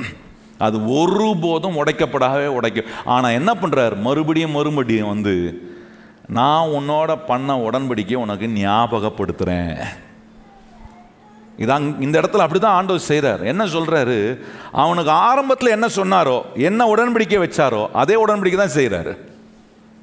இங்கே வந்து மாறல பாருங்க. இங்கே என்ன சொல்கிறாரு பாருங்க, பண்ண உடன்படிக்கை என்னவென்றால், நீ திரளான ஜாதிகளுக்கு, யாருக்கு சொல்கிறாரு? ஆபிரகாமுக்கு. ஒரு பிள்ளைக்கு தகப்பனா இல்லாத போது கர்த்தர் சொல்கிறார், நீ திரளான ஜாதிகளுக்கு என்னவாவாய். யோசித்து பாருங்க, அவன் சூழ்நிலையை பார்ப்பான், எல்லாரும் பேசுகிறத யோசிப்பான், இன்னுமா நம்ம நம்பிட்டு இருக்கணும் அப்படின்றத யோசிக்கக்கூடிய நேரம் வரும்போது கர்த்தர் சொல்கிறார், இல்லை நான் உன்னை என்னவா பார்க்குறேன்றதை நீ பாரு ஆபிரகாம். நான் உன்னை எப்படி பார்க்குறேன் தெரியுமா? திரளான ஜாதிகளுக்கு நீ எப்படி இருக்கிற, இதுதான் நான் உன்னை பார்க்குறது விதம். ஆனால் உனக்கு நடக்கிறது வேறையா இருக்கலாம். நல்லா கவனிங்கள், கர்த்தர் உங்களை பார்க்கக்கூடிய காரியங்களுக்கு எதிராக பல காரியங்கள் நடக்கிறதா இருக்கலாம். ஆனால் எதிராக நடக்கிறத பார்க்கக்கூடாது. கர்த்தர் சொன்னது நடக்கும் என்று நம்பி கீழ்ப்படிந்து அதை விசுவாசித்து இருக்கும்போது நான் சொல்றேன், எல்லாமே பொய்யா போகலாம், கர்த்தர் சொன்னது மெய்யாக மாறக்கூடிய நேரத்தை கர்த்தர் நமக்கு ஏற்படுத்துவார். அவன் சொல்லிட்டு சொல்றாரு பாருங்க, அடுத்த வசனம் பாருங்க. இனி உன் பேர் ஆபிராம் எனப்படாமல் நான் உன்னை திரளான ஜாதிகளுக்கு தகப்பனாக ஏற்படுத்தினபடியால் உன் பேர், நல்லா நீங்க சொல்றாரு, நான் உன்னை என்னவா ஏற்படுத்தி இருக்கிறேன். ஆப்ஷன் சொல்லல ஆண்டவர், அவனுக்கு கன்க்ளூஷனை சொல்றாரு. இதுதான்ப்பா முடிவு. உன்னை என்னவா ஆக்கி வச்சிருக்கிறேன்னா, திரளான ஜாதிகளுக்கு தகப்பனாக உன்னை நான் என்ன பண்ணியிருக்கிறேன், ஏற்படுத்தியிருக்கிறபடியால் இப்போ உன் பேர் என்னன்னு சொல்றாரு, ஆபிரகாம். ஆபிரகாம் இல்ல, நீ என்ன அழைக்கப்படுவாய். வேத நிபுணர்கள்லாம் சொல்றாங்க, ஆபிரகாமுகிட்ட குறைஞ்சபட்சம் ஒரு 2000 பேர் வேலை செஞ்சாங்களாம். எத்தனை பேர் வேலை செய்யறதுக்கு? 2000 பேர் இருந்தாங்க. யோசிச்சு பாருங்க, அதுக்கு மேல இருக்கலான்றாங்க. இப்போ இந்த 2000 பேர்கிட்டையும் போய் ஆபிரகாம் என்ன சொல்லியிருப்பாரு, எப்பா என்னோட கர்த்தர் பேசினார், உங்க எஜமானா கர்த்தர் என்ன வச்சிருக்கிறாரு, இந்த எஜமான இருக்கிற எனக்கு ஆண்டவர் வந்து இனி என்னன்னு கூடாதுன்ட்டாரு. ஆபிரகாம் இல்லை, நீ என்னவா அழைக்கப்படுவாய், ஆபிரகாம் அப்படின்ற. கேட்டவனுக்கு புரிஞ்சோ இல்லையோ, அது சொல்ல புரியுதா உங்களுக்கு? ஆபிரகாம் சொன்ன தன்னுடைய வேலைக்காரர்களுக்கு புரிஞ்சோ இல்லையோ, ஆபிரகாமுக்கு புரிஞ்சிச்சு. என்ன புரிஞ்சிச்சு? நான் இனி என்னன்னு கூட மாட்டேன், ஆபிரகாம் கூட மாட்டேன். என்னன்னு கூட போறேன்? ஆபிரகாம். ஆபிரகாம். யார் என்ன கூப்பிடுறாங்களோ இல்லையோ, நான் இனிமே என்ன கர்த்தர் ஆபிரகாம். ஆபிரகாம் அப்படின்னா திரளான ஜாதிகளுக்கு என்னவா ஏற்படுத்தியிருக்கிறார்? தகப்பனா அதையே சொல்ல போறேன். அதை சொல்றதுக்கு தைரியம் வேணுங்க. அதை சொல்றதுக்கு கர்த்தருடைய வார்த்தை நிஜம் நம்பணும். கர்த்தர் என்ன இவ்விதமா தான் பார்க்கிறாருன்றதை நான் விசுவாசிக்கணும். அதுக்கு நான் கீழ்ப்படியணும். கர்த்தருடைய வார்த்தை என்னுடைய வாழ்க்கையில உச்சக்கட்ட அளவுக்கு மதிக்கக்கூடிய ஒன்றா நான் நினைக்கணும். இதெல்லாம் எனக்கு இல்லைன்னா இதை மாதிரி சொல்ற தைரியம் எனக்கு வரவே வராது. ஆபிரகாம் சொல்றாரு, நான் அநேக ஜாதிகளுக்கு தகப்பனாக ஏற்படுத்தப்பட்டிருக்கிறேன். நான் ஆபிரகாம், நான் ஆபிரகாம். நான் நம்புகிறேன் ஆபிரகாம் ஒவ்வொரு நாளும் வாயத்திறந்து என்ன சொல்லியிருப்பானா? நான் ஆபிரகாம், நான் ஆபிரகாம். சரீரம் செத்து போயிருச்சு, ஆனால் நான் ஆபிரகாம். கர்த்தர் சொல்லியிருக்கிறார், இந்த சரீரம் செத்து போயிருக்கு, ஆனால் கர்த்தர் என்னை ஆபிரகாமாய் மாற்றிருக்கிறார். சூழ்நிலை வேற மாதிரி இருக்கு, ஆனால் கர்த்தர் சொல்லியிருக்கிறார். எத்தனை பேர் அப்படி சொல்ல முடியும்? இன்னைக்கு உங்கள் சூழ்நிலை வேற மாதிரி இருக்கலாம், ஆனால் கர்த்தர் சொல்றாரு, நான் மார்வலஸாக உன் வாழ்க்கைக்குள்ள வேலை செய்கிற கர்த்தராக இருக்கிறேன், உன் சூழ்நிலைகளை மாற்றுகிற கர்த்தராக இருக்கிறேன். ஏன்னா நான் உன்னை அப்படிதான் பார்க்கிறேன். நம்ம எப்படி பார்க்கிறோம்? ஆமா, இது எங்க மாறப்போகுது? என் புருஷன் மாறுவாரா? இயேசுநாதரே வந்தாகிறோம் அவரை, அதானே, அவரை திருத்த முடியாது. நான் சொல்றேன், முதல்ல திருந்த வேண்டியவங்க நீங்க தான். மாற மாட்டாங்கன்னு சொல்றாங்க பார்த்தீங்களா? அவங்க தான் மாறணும். என்ன நம்பணும்? இல்லை, ஆபிரகாம் சொல்றான், சரீரம் செத்து போயிடுச்சு, இல்லை, கர்த்தர் என்ன ஆபிரகாமா மாற்றியிருக்கிறார். Abraham, Abraham, Abraham, Abraham. நான் நினைக்கிறேன் இதே சொல்லிகிட்டே இருந்திருப்பான் பாருங்க. செத்து போன சரீரத்துக்குள்ள ஒரு புதிய பலனை கர்த்தர் உண்டாக்குறார். ஆபிரகாம், ஆபிரகாம் என்று கர்த்தருடைய வார்த்தை உள்ள போகும்போது அது ஜீவனை பிறப்பிக்குதுங்க. எத்தனை பேருக்கு தெரியும் கர்த்தருடைய வார்த்தை ஜீவனை பிறப்பிக்கும்? எத்தனை பேர் விசுவாசிக்கிறீங்க? தேவனுடைய வார்த்தை உங்களுக்குள்ள போக போக எவ்வளவு செத்து போன பலவீனமான ஒரு பாண்டமா இருந்தாலும் அதுக்குள்ள ஜீவனை உண்டு பண்ணுகிற தேவனுடைய வார்த்தைக்கு இருக்கிற வல்லமை அதுக்கு இணையானது ஒண்ணுமே கிடையாது. இப்ப ஆபிரகாம் எப்படி பார்க்கறான்?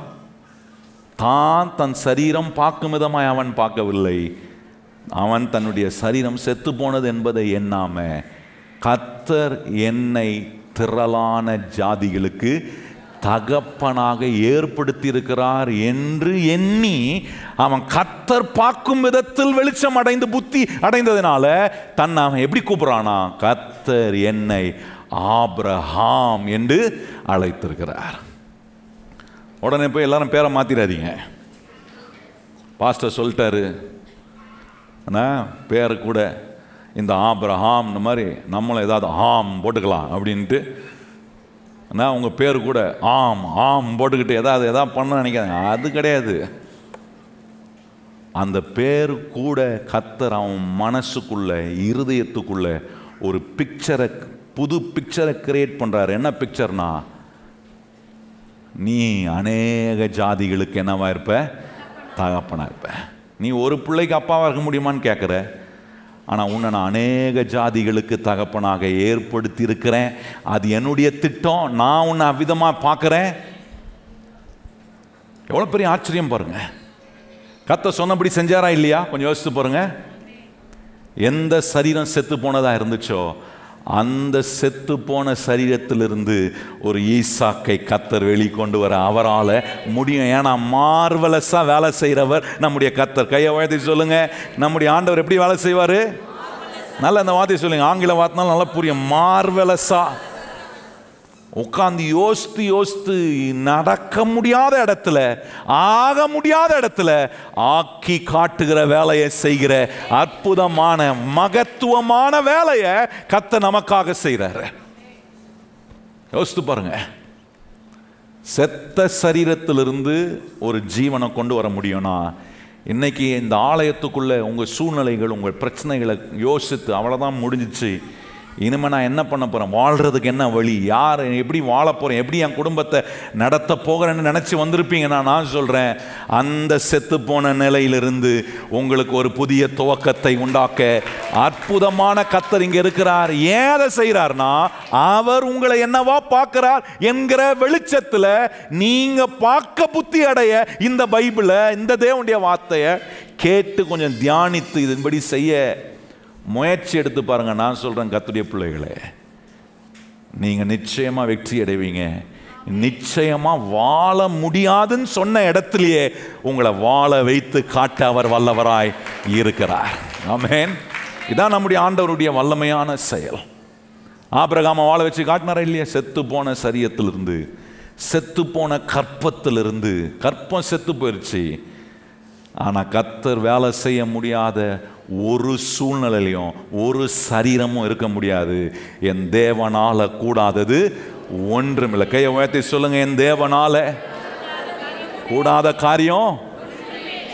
இன்னைக்கு முடிஞ்சிருச்சுன்னு நீங்க வந்திருக்கலாம். கர்த்தர் சொல்ற, இல்லை இல்லை இல்லை, என்னால கூடாதது ஒன்றும் இல்லை என்பதை நீ காணும்படி நான் உன்னை என்னவா பார்க்கிறேன்ற என்னுடைய வெளிச்சத்துல நான் அல்லது நீங்க கர்த்தர் உங்களை எப்படி பார்க்கறான்ற வெளிச்சத்தில் பார்க்கிற புத்தி வந்துருச்சுன்னா நான் சொல்றேன், வாழ்க்கை பிரகாசமாயிடும்.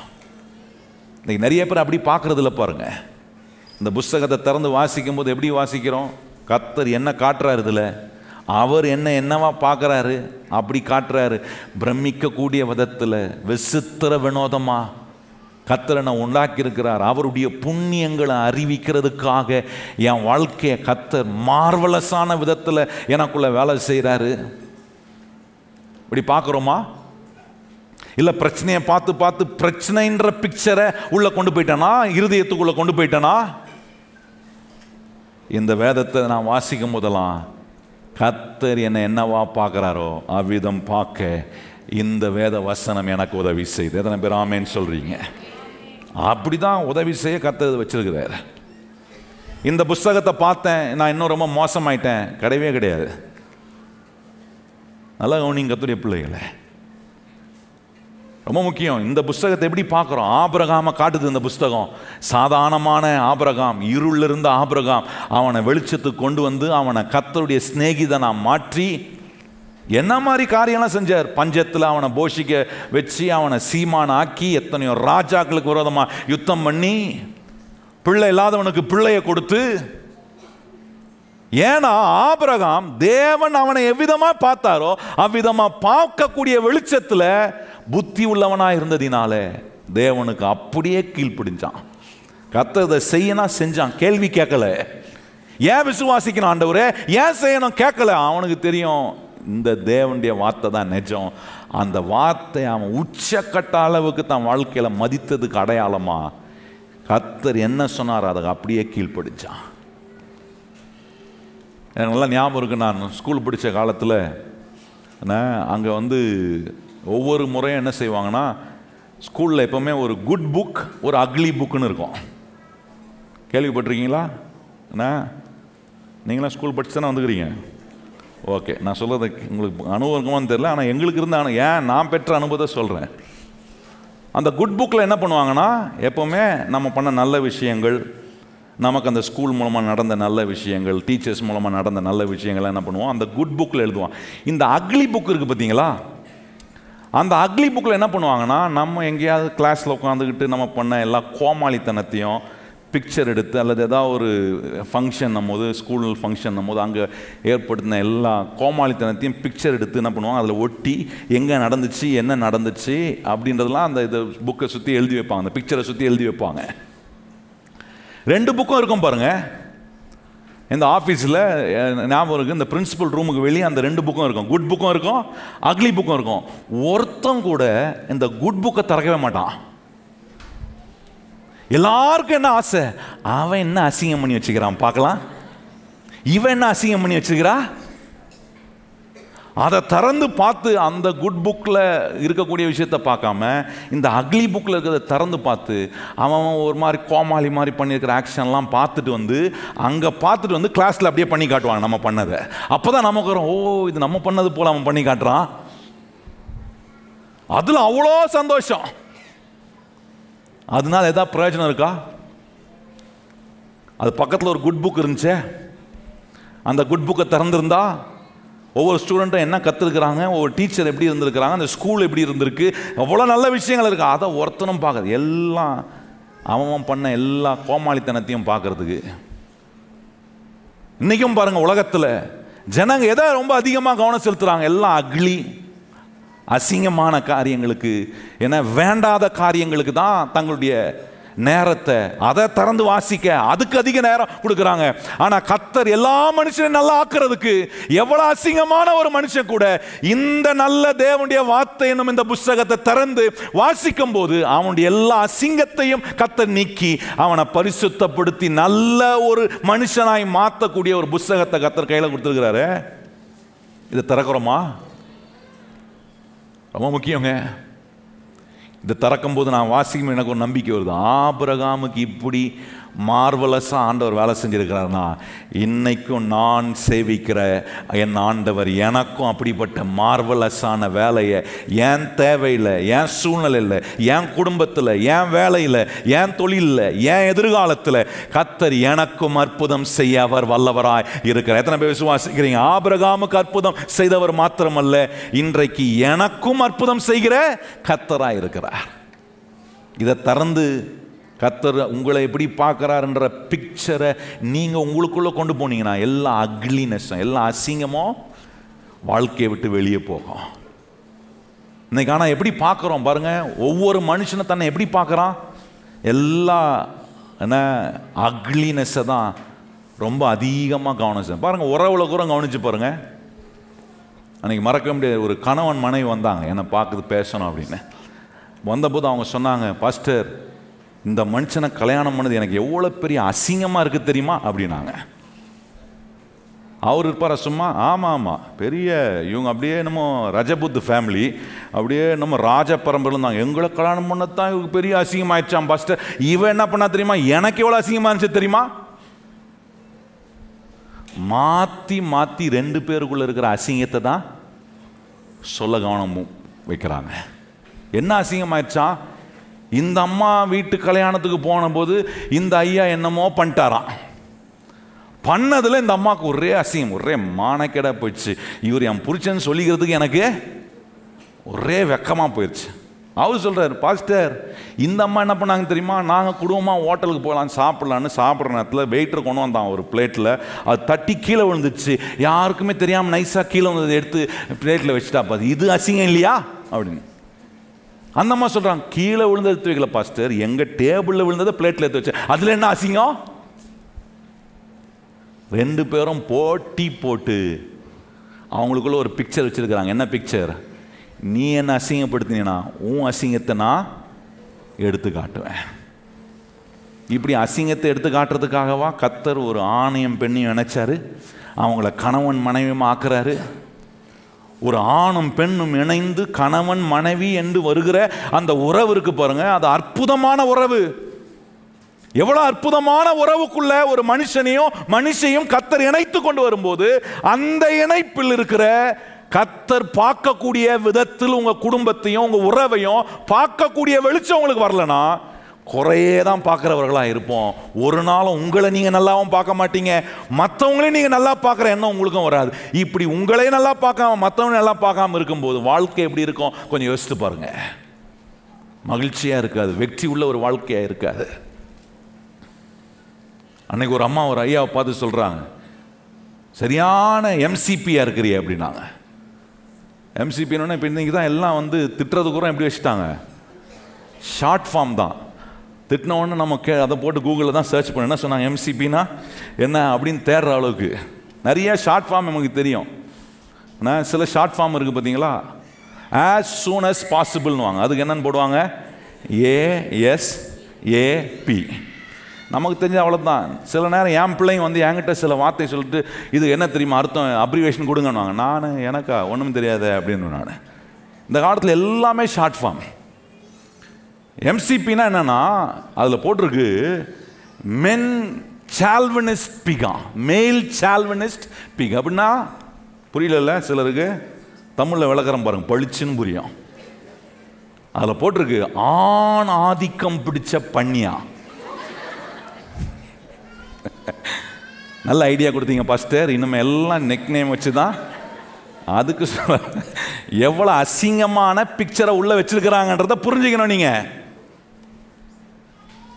நல்லா கவனிங்க. வெற்றியான ஒரு பிக்சர், சமாதானமா சந்தோஷமா இன்னொருத்தரை நல்லா நினைக்கிற பிக்சர், கணவனை நல்லா நினைக்கிற எண்ணங்கள், மனைவியை நல்லா நினைக்கிற எண்ணங்கள், குடும்பத்தை நல்லா நினைக்கிற எண்ணம், வேலை செய்கிறவர்கள் நல்லா நினைக்கிற எண்ணம் வரலனா அந்த மனுஷனுக்கு என்ன தெரியல, தேவன் அந்த மனுஷனை எந்த வெளிச்சத்தில் பார்க்கிறாருன்ற கண்ணோட்டம் அந்த புத்தியும் இல்லாததுனால தன்னை குறிச்ச நல்லா பார்க்க முடியல, மற்றவங்களை குறிச்ச ஒரு நல்ல எண்ணமும் இல்லை. இதனால தான் சாலமோன் கேட்குறாரு, ஆண்டவரே முதல்ல என்ன நான் பார்த்து நல்லா புரிஞ்சுக்கணும், அதுக்கு பிறகு என்கிட்ட நிறைய பேர் வருவாங்க, அவங்களுடைய பிரச்சனைகளை கொண்டு வருவாங்க, அவங்கள நான் சரியாக பார்த்து புரிஞ்சுக்கிறதுக்கு எனக்கு நீங்கள் ஒன்று தரணும் ஆண்டவரே. எனக்கு என்ன வேணும்? ஞானமுள்ள இருதயம். எத்தனை பேர் கேட்குறீங்க கையை உயர்த்தி, ஆண்டவரே எனக்கு ஒவ்வொரு நாளும் என்ன வேணும்? ஞானமுள்ள. அந்த ஞானமுள்ள இருதயத்தில் என்ன வேணும் ஆண்டவரே? என்ன நீங்கள் என்னவா பார்க்குறீங்க, அந்த வெளிச்சத்தில் நான் பார்க்கக்கூடிய புத்தி எனக்கு தாங்க. ரொம்ப முக்கியம் பாருங்க, உங்க வாழ்க்கையை கர்த்தர் எப்படி பார்க்கிறாரு, உங்க வாழ்க்கைக்கு என்ன அர்த்தத்தை கர்த்தர் வச்சிருக்கிறார், நீங்க யாரா கர்த்தர் உங்களை பார்க்கிறாரு, உங்களை நேசிக்கிற உங்க மேல அன்பு காட்டுற ஆண்டவர் உங்களுக்காக எந்த அளவுக்கும் போய் என்ன வேணாலும் செய்யக்கூடிய ஒரு தேவனா இருக்கிறாரு. அப்படிப்பட்ட தேவன் உங்களை அவருக்கு சொந்தமானவர்களாய் பார்க்கிறாரு.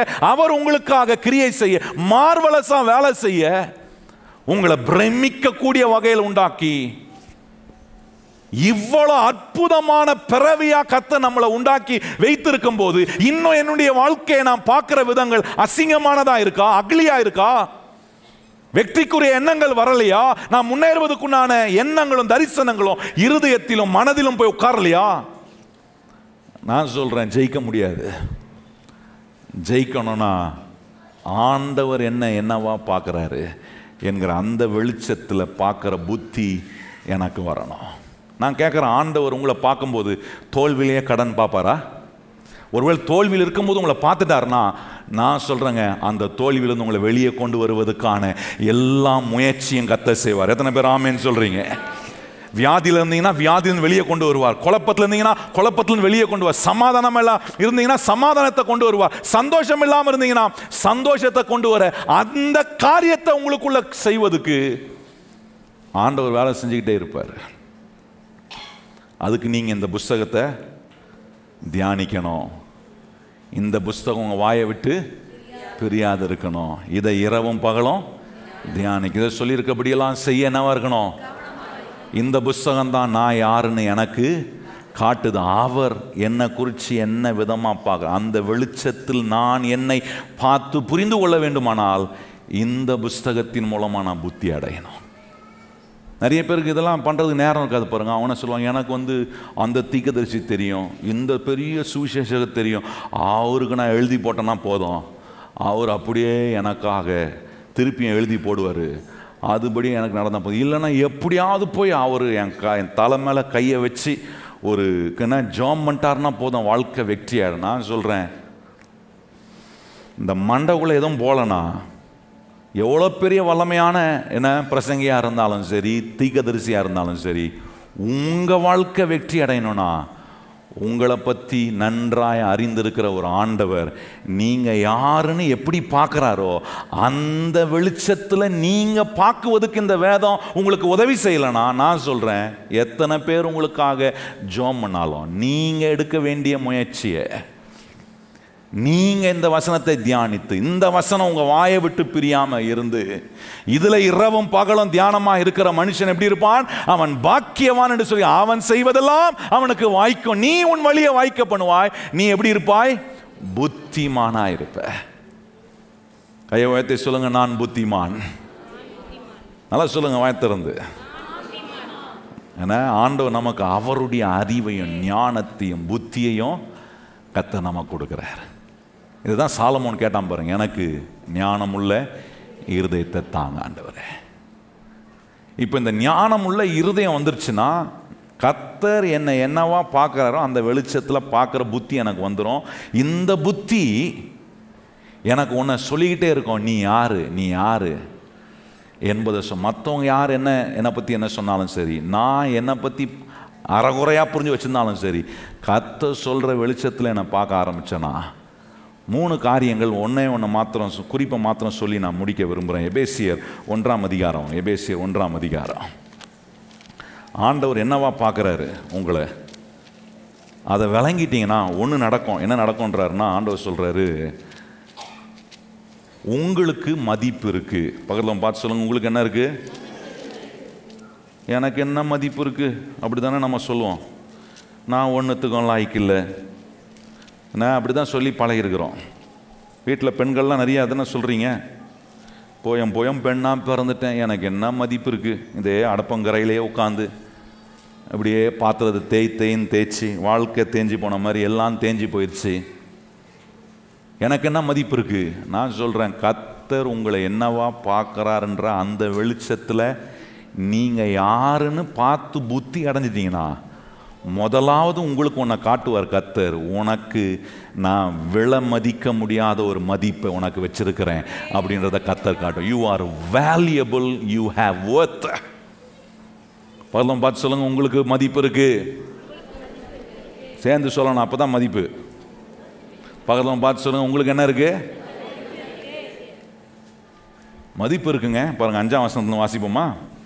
எபேசியர் 1:5 நம்ம வாசிப்பாங்க. பாருங்க, பிரியமானவருக்கு தாம் நமக்கு தந்தருளின தன்னுடைய கிருபையின் மகிமைக்கு புகழ்ச்சியாக தம்முடைய தயவுள்ள சித்தத்தின்படி நம்மை இயேசு கிறிஸ்துவின் மூலமாய் தமக்கு சுவிகார புத்திரர் ஆகும்படி முன்குறித்திருக்கிறார். அவருடைய கிருபையின் ஐஸ்வர்யத்தின்படியே இவருடைய இரத்தத்தினாலே பாவ மன்னிப்பாகிய மீட்பு இவருக்குள் நமக்கு.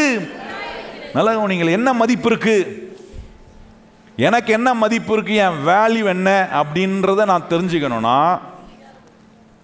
என்னை மீட்டெடுக்க ஒருத்தர் வந்தார் பாருங்க, அவர் வேல்யூ என்னன்னு நான் பார்க்கணும்.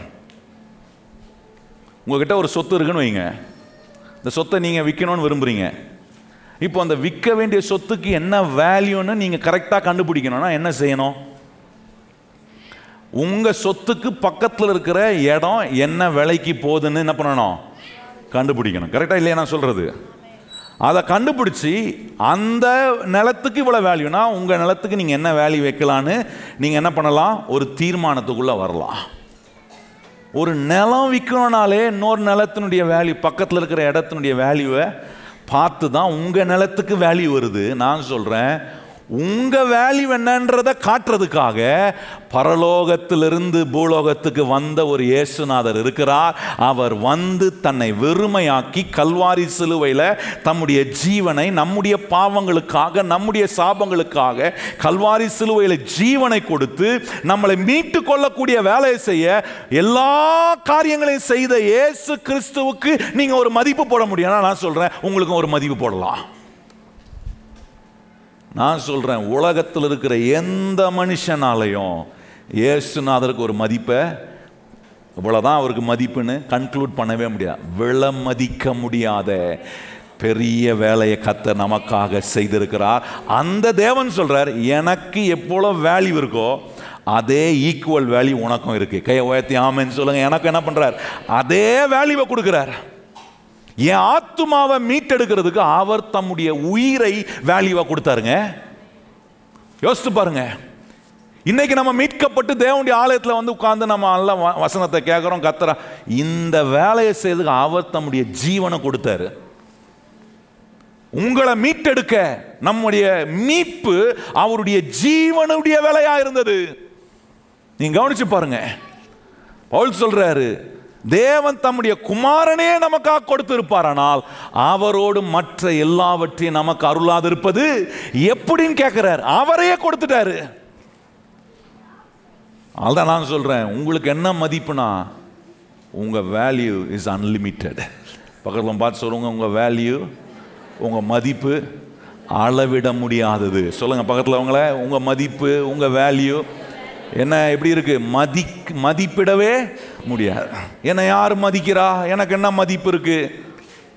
இப்படிலாம் என்ன வரும்போது சொல்லணும், இல்லை, என்னை மீட்ட என் ஆண்டவர் எனக்கு விலை மதிக்க முடியாத ஒரு மதிப்பை கர்த்தர் கொடுத்திருக்கிறார். I have a Worth. எனக்கு மதிப்பு இருக்கு. கையை உயர்த்தி சொல்லுங்க, எனக்கு என்ன இருக்கு? யார் கொடுக்குறா அந்த மதிப்பு? கிறிஸ்து எனக்கு அந்த மதிப்பை கொடுக்கிறார். என் இயேசு எனக்கு ஆண்டவராக இருப்பார். நான் சொல்றேன், நம்ம எல்லாருக்கும் ஒரு மதிப்பு அவர் கொடுத்திருக்கிறார். கையை உயர்த்தி சொல்லுங்க, இயேசு என் ஆண்டவராக இருக்கிறதுனால இயேசு கிறிஸ்துவின் மூலமா எனக்கு இப்ப மதிப்பு வந்திருக்கு. இயேசு இல்லைன்னா மதிப்பே இல்லையே. இப்ப இந்த இயேசு என்னுடைய ஆண்டவராக இருக்கிறதுனால முதலாவது எனக்கு காட்டுறாரு, உனக்கு மதிப்பு இருக்கு. யார் மதிக்கிறாங்களோ இல்லையோ, உங்களை மீட்ட இயேசு கிறிஸ்துவுக்கு நீங்க விலையேறப்பட்டவன். கையை உயர்த்தி சொல்லுங்க, நான் என் ஆண்டவருக்கு எப்படிப்பட்டவன்? கண்ணாடி முன்னாடி போய் நின்று பார்க்கும்போது சொல்லணும், ஆமா நான் ஒன்றும் இல்லை, நான் ஒரு பேக்கு, நான் ஒரு பரதேசி அப்படின்னு சொல்லிட்டு கூடாது. கண்ணாடி நினைக்க சொல்லணும், இந்த பேக்கு இந்த பரதேசிக்காக ஒருத்தர் இறங்கி வந்து என்னை மீட்டு ரட்சித்து என்னுடைய வேல்யூவை அதிகமாக்கி கொடுத்துருக்கிறார். எத்தனை பேர் நம்புறீங்க? உங்க வேல்யூ என்ன பண்றாரு? இங்க வந்து உட்கார்ந்து கேட்க கேட்க உங்க வேல்யூ அதிகமாயிட்டே இருக்கும். சமுதாயத்தில், குடும்பத்தில், நீங்க எங்கெல்லாம் போறீங்களோ இந்த இயேசு என்ன பண்றாரு? உங்களுக்குள்ள வந்து அவரை பத்தி இன்னும் நல்லா புரிந்து அவர் உங்களை எப்படி பார்க்கிறாருன்ற விதத்தில் அந்த வெளிச்சத்தில் பார்க்கக்கூடிய புத்தி வந்துருச்சுன்னா உங்க வேல்யூ இன்க்ரீஸ் ஆகிட்டே இருக்கும். நல்லா கவனிங்க கர்த்தருடைய பிள்ளைகளே. இதை தான் யோசுவாவுக்கு சொல்றார், யோசுவா உன்னை இப்போ நான் தலைவனாக வச்சிருக்கிறேன், திரளான ஜனங்களை நடத்தக்கூடிய ஒரு தலைவனாக உன்னை நியமித்திருக்கிறேன். அதில் உன்னுடைய வேல்யூ இன்க்ரீஸ் ஆகணும்னா அவனுக்கு ஆண்டவர் சொல்றாரு, இந்த நியாயப்பிரமாண புஸ்தகம் உன் வாயை விட்டு பிரியாது, இதில் எழுதியிருக்கிறபடியெல்லாம் செய்ய நீ கவனமாயிரு, இரவும் பகலும் இதை தியானித்து கொண்டு இருப்பாய், அப்பொழுது நீ உன் வழியை வாய்க்க பண்ணும். அப்பொழுது நீ என்னவா இருப்பாய்? எத்தனை பேர் சொல்றீங்க நான் என்னவா இருப்பேன்? எப்போ கர்த்தர் என்ன விதமாக உங்களை பார்க்குறாருன்ற அந்த வெளிச்சத்தில் இந்த வசனத்தின் மூலமாய் உங்களை நீங்கள் பார்க்க ஆரம்பித்து புத்தி அடைவீங்கன்னா, நான் சொல்கிறேன், ஒவ்வொரு நாளும் உங்களுக்கு ஒன்று தெரியும், எனக்கு மதிப்பை உண்டாக்குற ஒரு கர்த்தர் என் கூடவே அவர் இருக்கிறார். 1 கொரிந்தியர் 6ஆம் அதிகாரம் 19-20 சொல்லியிருக்கு பாருங்க, கிரயத்துக்கு கொல்லப்பட்டிருக்கிறீர்களே. சும்மா ஓசியில் வாங்கலை நம்மளை. பக்கத்தில் பார்த்து சொல்லுங்க, நீங்கள் நானும் ஓசி இல்லை. ஓசி இல்லைன்னா அது வேற மாதிரி ஆகிட போகுது. ஓசின்னா ஃப்ரீ கிடையாது. எதை சொன்னாலும் எதுக்கோ ஒரு கனெக்ஷன் போயிடுது. அதனால் விவரமாக சொல்ல வேண்டியதாக இருக்கு. கர்த்தர் என்ன ஃப்ரீயாக வாங்கலை, அவரே விலையாய் கொடுத்து என்னை வாங்கியிருக்கிறார். கையை வச்சு சொல்லுங்க, அவரையே சொல்லுங்க, வாயத்தன அவரையே எனக்காக விலையாய் கொடுத்து என்னை வாங்கியிருக்கிறார். எவ்வளோ ப்ரெஷியஸ்னா விளங்குதா உங்களுக்கு? எவ்வளோ ப்ரெஷியஸ், உங்களுக்கு எவ்வளோ மதிப்பு இருக்குன்னு இப்போ புரியுதா? சொல்றாரு, இப்படி கிரயத்துக்கு நீ கொல்லப்பட்டிருக்கிறதுனால கர்த்தர் சொல்றார், உன் சரீரத்தின் மூலமா என்னை மகிமைப்படுத்து. இதெல்லாம் விளங்கிட்டேன்னா ஒவ்வொரு நாளும் நான் போகிற இடத்துலாம் அவருடைய புண்ணியங்களை அறிவிச்சு கொண்டே இருப்பேன். அதை செய்கிறதுக்கு தான் கர்த்தர் எனக்கு ஜீவனை கொடுக்குறார். அதை செய்கிறதுக்கு தான் புத்திமான ஆக்குறாரு. நான் யாருன்றத இந்த ஆலயத்துக்குள்ளே வந்து கர்த்தருடைய வசனத்தை கேட்க வச்சு அவர் பார்க்குற அந்த வெளிச்சத்தில் என்ன பார்க்க வச்சு, இது வரைக்கும் நான் வேற மாதிரி பார்த்துருக்கிறேன், இப்போ ஆண்டவர் என்னவா பார்க்குறார் அந்த வெளிச்சத்தில் நான் பார்க்க ஆரம்பிக்கும் போது எனக்கு தெரியுது, ஆஹா என் ஆண்டவர் எனக்கு ஒரு மதிப்பை வச்சிருக்கிறாருப்பா. அந்த மதிப்பை குறைக்கிற மாதிரி நான் ஒரு நாள் வாழக்கூடாது.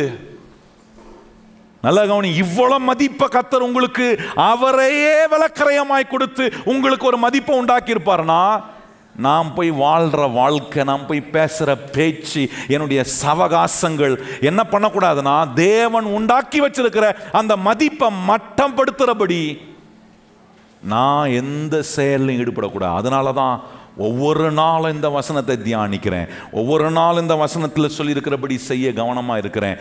இதில் நான் கவனமாக இருக்க என்ன கர்த்தர் புத்திமான ஆக்கி கொண்டே அவர் இருப்பார். நான் புத்திமானாக இருப்பேனா வெற்றிக்கு பஞ்சமே இருக்காது. நல்ல வெற்றி எல்லாம் எங்கெல்லாம் அடைப்பட்டிருக்கோ அந்த இடத்துல கர்த்தர் எனக்காக வாசலை திறப்பார். ஏன்னா புத்திமானுக்கு எதுவுமே தடையாய் இருக்க முடியாது. கர்த்தரே அவனுக்கு துணையாய் நிற்கிறார், அற்புதம் செய்வார். மார்வலஸா கர்த்தர் வேலை செய்வார். பக்கத்துல பார்த்து சொல்லுங்க, உங்களுக்காக எப்படி வேலை செய்யறாரு? மார்வலஸா. ஏன்னா பிரமிக்க கூடிய விதத்தில், விசித்திர வினோதமாய். இன்னிலிருந்து சொல்லணும், ஆண்டவர் என்ன விசித்திர வினோதமா உண்டாக்கிறேன், அவ்வளோ ப்ரெஷியஸா மார்வலஸா உண்டாக்கி இருக்கிறீர். இதெல்லாம் எண்ணி பார்த்து நான் கர்த்தரை மகிமைப்படுத்துகிறேன். வேற எண்ணங்கள், வேற பிக்சர்லாம் போய் மனசில் இந்த அக்லி பிக்சர்லாம் போய் உட்காந்துடக்கூடாது. இந்த அசிங்கமான பிக்சர்லாம் மனசில் எனக்கு மதிப்பு இருக்குது அந்த பிக்சர் மனசில் வரணும். நான் எனக்கு என்னத்த மதிப்பு இருக்குது, அந்த மாதிரி அசிங்கமான பிக்சர்லாம் மனசுக்குள்ளே இருந்து இருதயத்துக்குள்ள துரத்தி சுத்தம் பண்ணி எனக்கு மதிப்பு இருக்குது. கையை வாய்த்து சொல்லுங்க, இயேசு எனக்கு மதிப்பை உண்டாக்கி இருக்கிறார். எத்தனை பேர் சரி நினைக்கிறீங்க? சொல்லுங்க. கையை உயர்த்தி சரி நினைக்கிறவங்க கையை வச்சு சொல்லுங்க, இயேசு மதிப்பே இல்லாத இருந்த எனக்கு மதிப்பை உண்டாக்கி கொடுத்திருக்கிறார். மதிப்பை உண்டாக்கி கொடுத்திருக்கிறார். ஆண்டவருக்கு ஒரு நாளும் நான் கனவீனத்தை கொண்டு வராதபடி நான் கர்த்தருடைய வார்த்தையை என் வாயில் வைத்து இல்லை சொல்லியிருக்கிறபடியெல்லாம் செய்ய கவனமாக இருந்து இரவும் பகலும் அதை தியானமாய் என்னுடைய வாழ்க்கையில் மாற்றி நான் என் வழியை வாய்க்க பண்ணுவேன். நான் புத்திமானாய் நடந்து கொள்வேன்.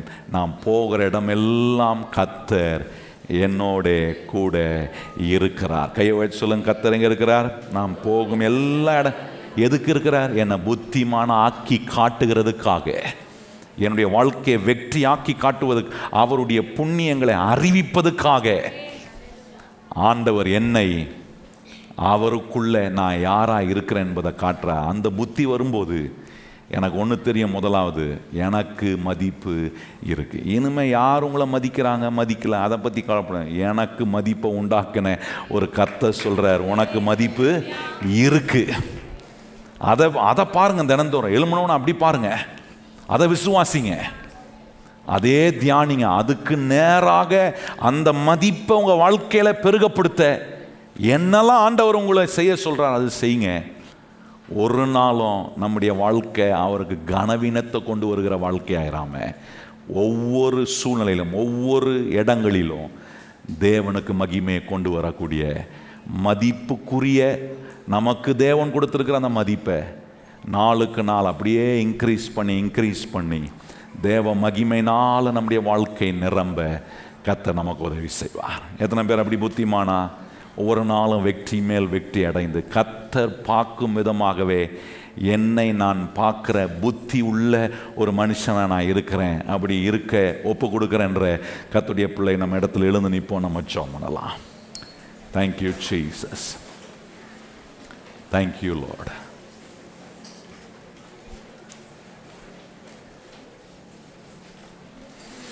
யார் உங்களை பற்றி சொல்லியிருந்தாலும் அதை நம்பாதீங்க.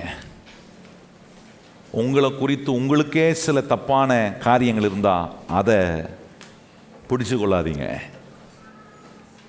உங்களை பற்றி உங்களை என்னவா பார்க்குற தேவன் எவ்விதமாய் உங்களை பார்க்குறார் என்பதை இன்றைக்கு கர்த்தர் தம்முடைய வசனத்தினால இன்றைக்கு காண்பித்த விதங்களில் உங்களை நீங்கள் பார்க்க ஆரம்பிங்க. அந்த வெளிச்சம், அந்த அறிவும் புத்தியும் கர்த்தர் இந்த வசனத்தின் மூலமாய் நமக்கு உண்டாக்குறார். பிசாசு எல்லா அக்லியான காரியங்களை நம்மளை குறித்து பார்க்க தான் பிசாசு விரும்புவான். ஆனால் கர்த்தர் சொல்கிறார், குறை இருக்கா, குற்றங்கள் இருக்கா, அதோட வா, நான் உன்னை சுத்தம் பண்ணி உன்னுடைய அழுக்கெல்லாம் நான் அகற்றி உன்னை பரிசுத்தப்படுத்தி உன்னை சீர்படுத்துகிற நல்ல தேவன் நான். எத்தனை பேர் நம்புறீங்க கர்த்தர் நம்மளை சீர்படுத்துகிற? வாயத்திறந்து சொல்லுங்க, ஆண்டவரே நான் இருக்கிறது போலவே உம்மிடத்தில் வரும்போது என்னை உதறி தள்ளுகிறவர் அல்ல, என்னை சீர்படுத்தி எனக்கு மதிப்பு இருக்கின்றதை காட்டி என்னை உருவாக்குகிற இந்த நல்ல தேவனுக்கு கரம் தட்டி நன்றி சொல்லுங்கள். Thank you Lord. இவ்வளவு அருமையா நீர் எங்களை நடத்துறீரே. ஓ உமக்கு நன்றி, நன்றி, நன்றி ஏசப்பா, நன்றி ஏசப்பா. நாங்க உம்மை விட்டு ஒரு நாளும் விலகி போக கூடாது. நாங்க உம்மை கிட்ட வரும்போதெல்லாம் எங்களை சீர்படுத்துகிற கர்த்தர், எங்களை உருவாக்குகிற கர்த்தர், எங்களுக்கு ஒன்ன காட்டிக்கிட்டே இருக்கிறீர். நீர் எங்களை என்னவா பார்க்கிறீர் என்கிறத பார்க்க வைக்கக்கூடிய புத்தியை எங்களுக்கு இந்த வசனத்தின் மூலமா உண்டாக்குறதுக்காக ஸ்தோத்திரம். தோல்வியில் இருக்கிற உம்முடைய பிள்ளைகள், அவர்களுக்கு நீர் வைத்திருக்கிற வெற்றியை பார்க்க உதவி செய்ய. பலவீனத்தில் இருக்கிறவர்கள் நீர் வைத்திருக்கிற ஆரோக்கியத்தை, பலனை அவர்கள் அனுபவிக்க உதவி செய்ய. எல்லா வழியும் அடைப்பட்டு போயிருக்கிற ஜனங்களுக்கு ஆண்டவரே நீ திறக்கிற வழியை பார்க்கக்கூடிய விசுவாசத்தை அவர்களுக்கு உண்டாக்கும். ஆபிரகாமுடைய சரீரம் செத்து போன ஒரு சரீரத்தில் இருந்து ஒரு ஈசாக்க கொண்டு வர கர்த்தரால முடியுமானால், இன்றைக்கும் அதே தேவன் எதெல்லாம் முடிந்தது என்று பலர் உம்முடைய பிள்ளைகளுக்கு சொல்லியிருக்கிறார்களோ, அங்கே ஒரு புதிய துவக்கத்தை கர்த்தரால உண்டாக்க முடியும் என்பதை உம்முடைய பிள்ளைகள் நம்பட்டும். ஒரு நியூ ஸ்டார்ட் ஆண்டவரே, ஒரு புதிய துவக்கம் கர்த்தர் உம்முடைய பிள்ளைகளுக்கு உண்டாக்குறதுக்காக ஸ்தோத்திரம். சோர்ந்து போய் வந்திருக்கிற உம்முடைய பிள்ளைகளுக்கு சோர்வை முக்கியப்படுத்தாம, அதைரியத்தை முக்கியப்படுத்தாம, கர்த்தர் உம்முடைய பிள்ளைகளை பலவான் ஆக்குகிற, தைரியம் உள்ளவர்களாக்குகிற ஆண்டவருடைய செய்கைகளை உம்முடைய பிள்ளைகள் எண்ணி பார்க்கட்டும். ஆபிரகாம் நீர் அவனை எவ்விதமா பார்க்கிறீரோ அப்படி பார்க்க ஆரம்பித்து தன்னை ஆபிரகாம் திரளான ஜாதிகளுக்கு கர்த்தரனை தகப்பனாக ஏற்படுத்தி இருக்கிறார் என்பதை பார்க்க ஆரம்பித்த பிறகு நீ சொன்னபடியே அவனுக்கு ஒரு ஈசாக்கை கொடுத்தீர். இன்றைக்கும் அதே ஆண்டவர் எங்களோட பேசியிருக்கிறீர். எத்தனை பேர் சொல்ல முடியும்? அதே கர்த்தர் நீர் எங்களோட பேசியிருக்கிறீர். அந்த வார்த்தையின்படியே நீர் எங்களுக்கு செய்ய போகிறதுக்காக உமக்கு ஸ்தோத்திரம், ஸ்தோத்திரம் ஆண்டவரே. உம்முடைய வெற்றியை உம்முடைய பிள்ளைகளை அனுபவிக்கட்டும். அந்த வெற்றிகளை அனுபவிக்க கர்த்தர் ஒவ்வொரு ஞாயிற்றுக்கிழமையும் இந்த ஆலயத்திலிருந்து உம்முடைய பிள்ளைகளுக்கு போதிக்கிறீர் ஆண்டவரே. கேட்கிற ஒவ்வொரு வசனமும் அவருடைய வாழ்க்கையில நூறத்தனையான கீழ்ப்படிதலும் நூறத்தனையான விசுவாசத்தையும், எல்லாவற்றை காட்டிலும் இங்கே உம்முடைய பிள்ளைகள் வெற்றி அடைவதற்காக நீர் போதிக்கிற இந்த வார்த்தையை தங்க வாழ்க்கையில மதித்து தங்களுடைய வாழ்க்கையை வெற்றியுள்ள பாதையில் நடத்தி செல்ல கர்த்தர் தொடர்ந்து கிருபை செய்யும், ஆசீர்வதியும். உம்முடைய பிள்ளைகள் படைக்க இருக்கிற காணிக்கை, தசம பாகம் எல்லாவற்றையும் நீர் ஏற்றுக்கொள்ளும். நல்ல சுகமும் ஆரோக்கியமும், போகிற இடமெல்லாம் தேவ தயவும் மனுஷ தயவும் அறிவும் புத்தியும் ஞானமும் உண்டாகிற ஒரு வாழ்க்கையாய் உம்முடைய பிள்ளைகளுக்கு அமைய கிருபை செய்யும். இந்த வாரம் முழுவதும் உம்முடைய பிள்ளைகள் கை வைத்து செய்கிற எல்லா கையின் கிரியைகளும் சம்பூரணமான கர்த்தருடைய கிருபையும் ஆசீர்வாதமும், கேட்ட சத்திய வசனத்தின் சம்பூரணமான கிரியைகள் ஆண்டவரே, அற்புதமான மார்வலஸான வேலையை இங்க இருக்கிற ஒவ்வொருடைய வாழ்க்கைக்குள்ளும் கர்த்தர் நீர் செய்கிறதுக்காக ஸ்தோத்திரம். சமாதானத்தோடு நீர் எங்களை அனுப்புகிறதுக்காக நன்றி. உடைய நல்ல ஆரோக்கியம் இங்கே வந்திருக்கிற எல்லாரையும் ஆளுகை செய்யட்டும். பிளஸிங் சென்டர் சபையின் அனைத்து குடும்பங்களையும் உம்முடைய ஆரோக்கியமும் உம்முடைய கிருபையும் தாங்கட்டும் என்று ஒப்பு கொடுக்கிறேன். தொடர்ந்து எங்களை ஜெயமாய் நடத்தும். எல்லா கன மகிமை துதி உமக்கே தருகிறோம். ஏற்றுக்கொள்ளும் மகிமை அடையும்.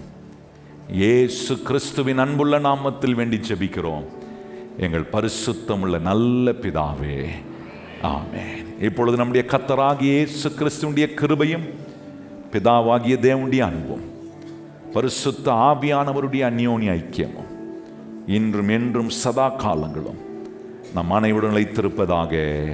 ஆமென். எல்லாரும் இணைந்து சொல்லுவோம். என் ஆத்துமாவே கர்த்தரை ஸ்தோத்திரி, என் முழு உள்ளமே பரிசுத்த நாமத்தை ஸ்தோத்திரி. என் ஆத்துமாவே கர்த்தரை ஸ்தோத்திரி, கர்த்தர் செய்த சகல உபகாரங்களை மறவாதே. ஆமென்.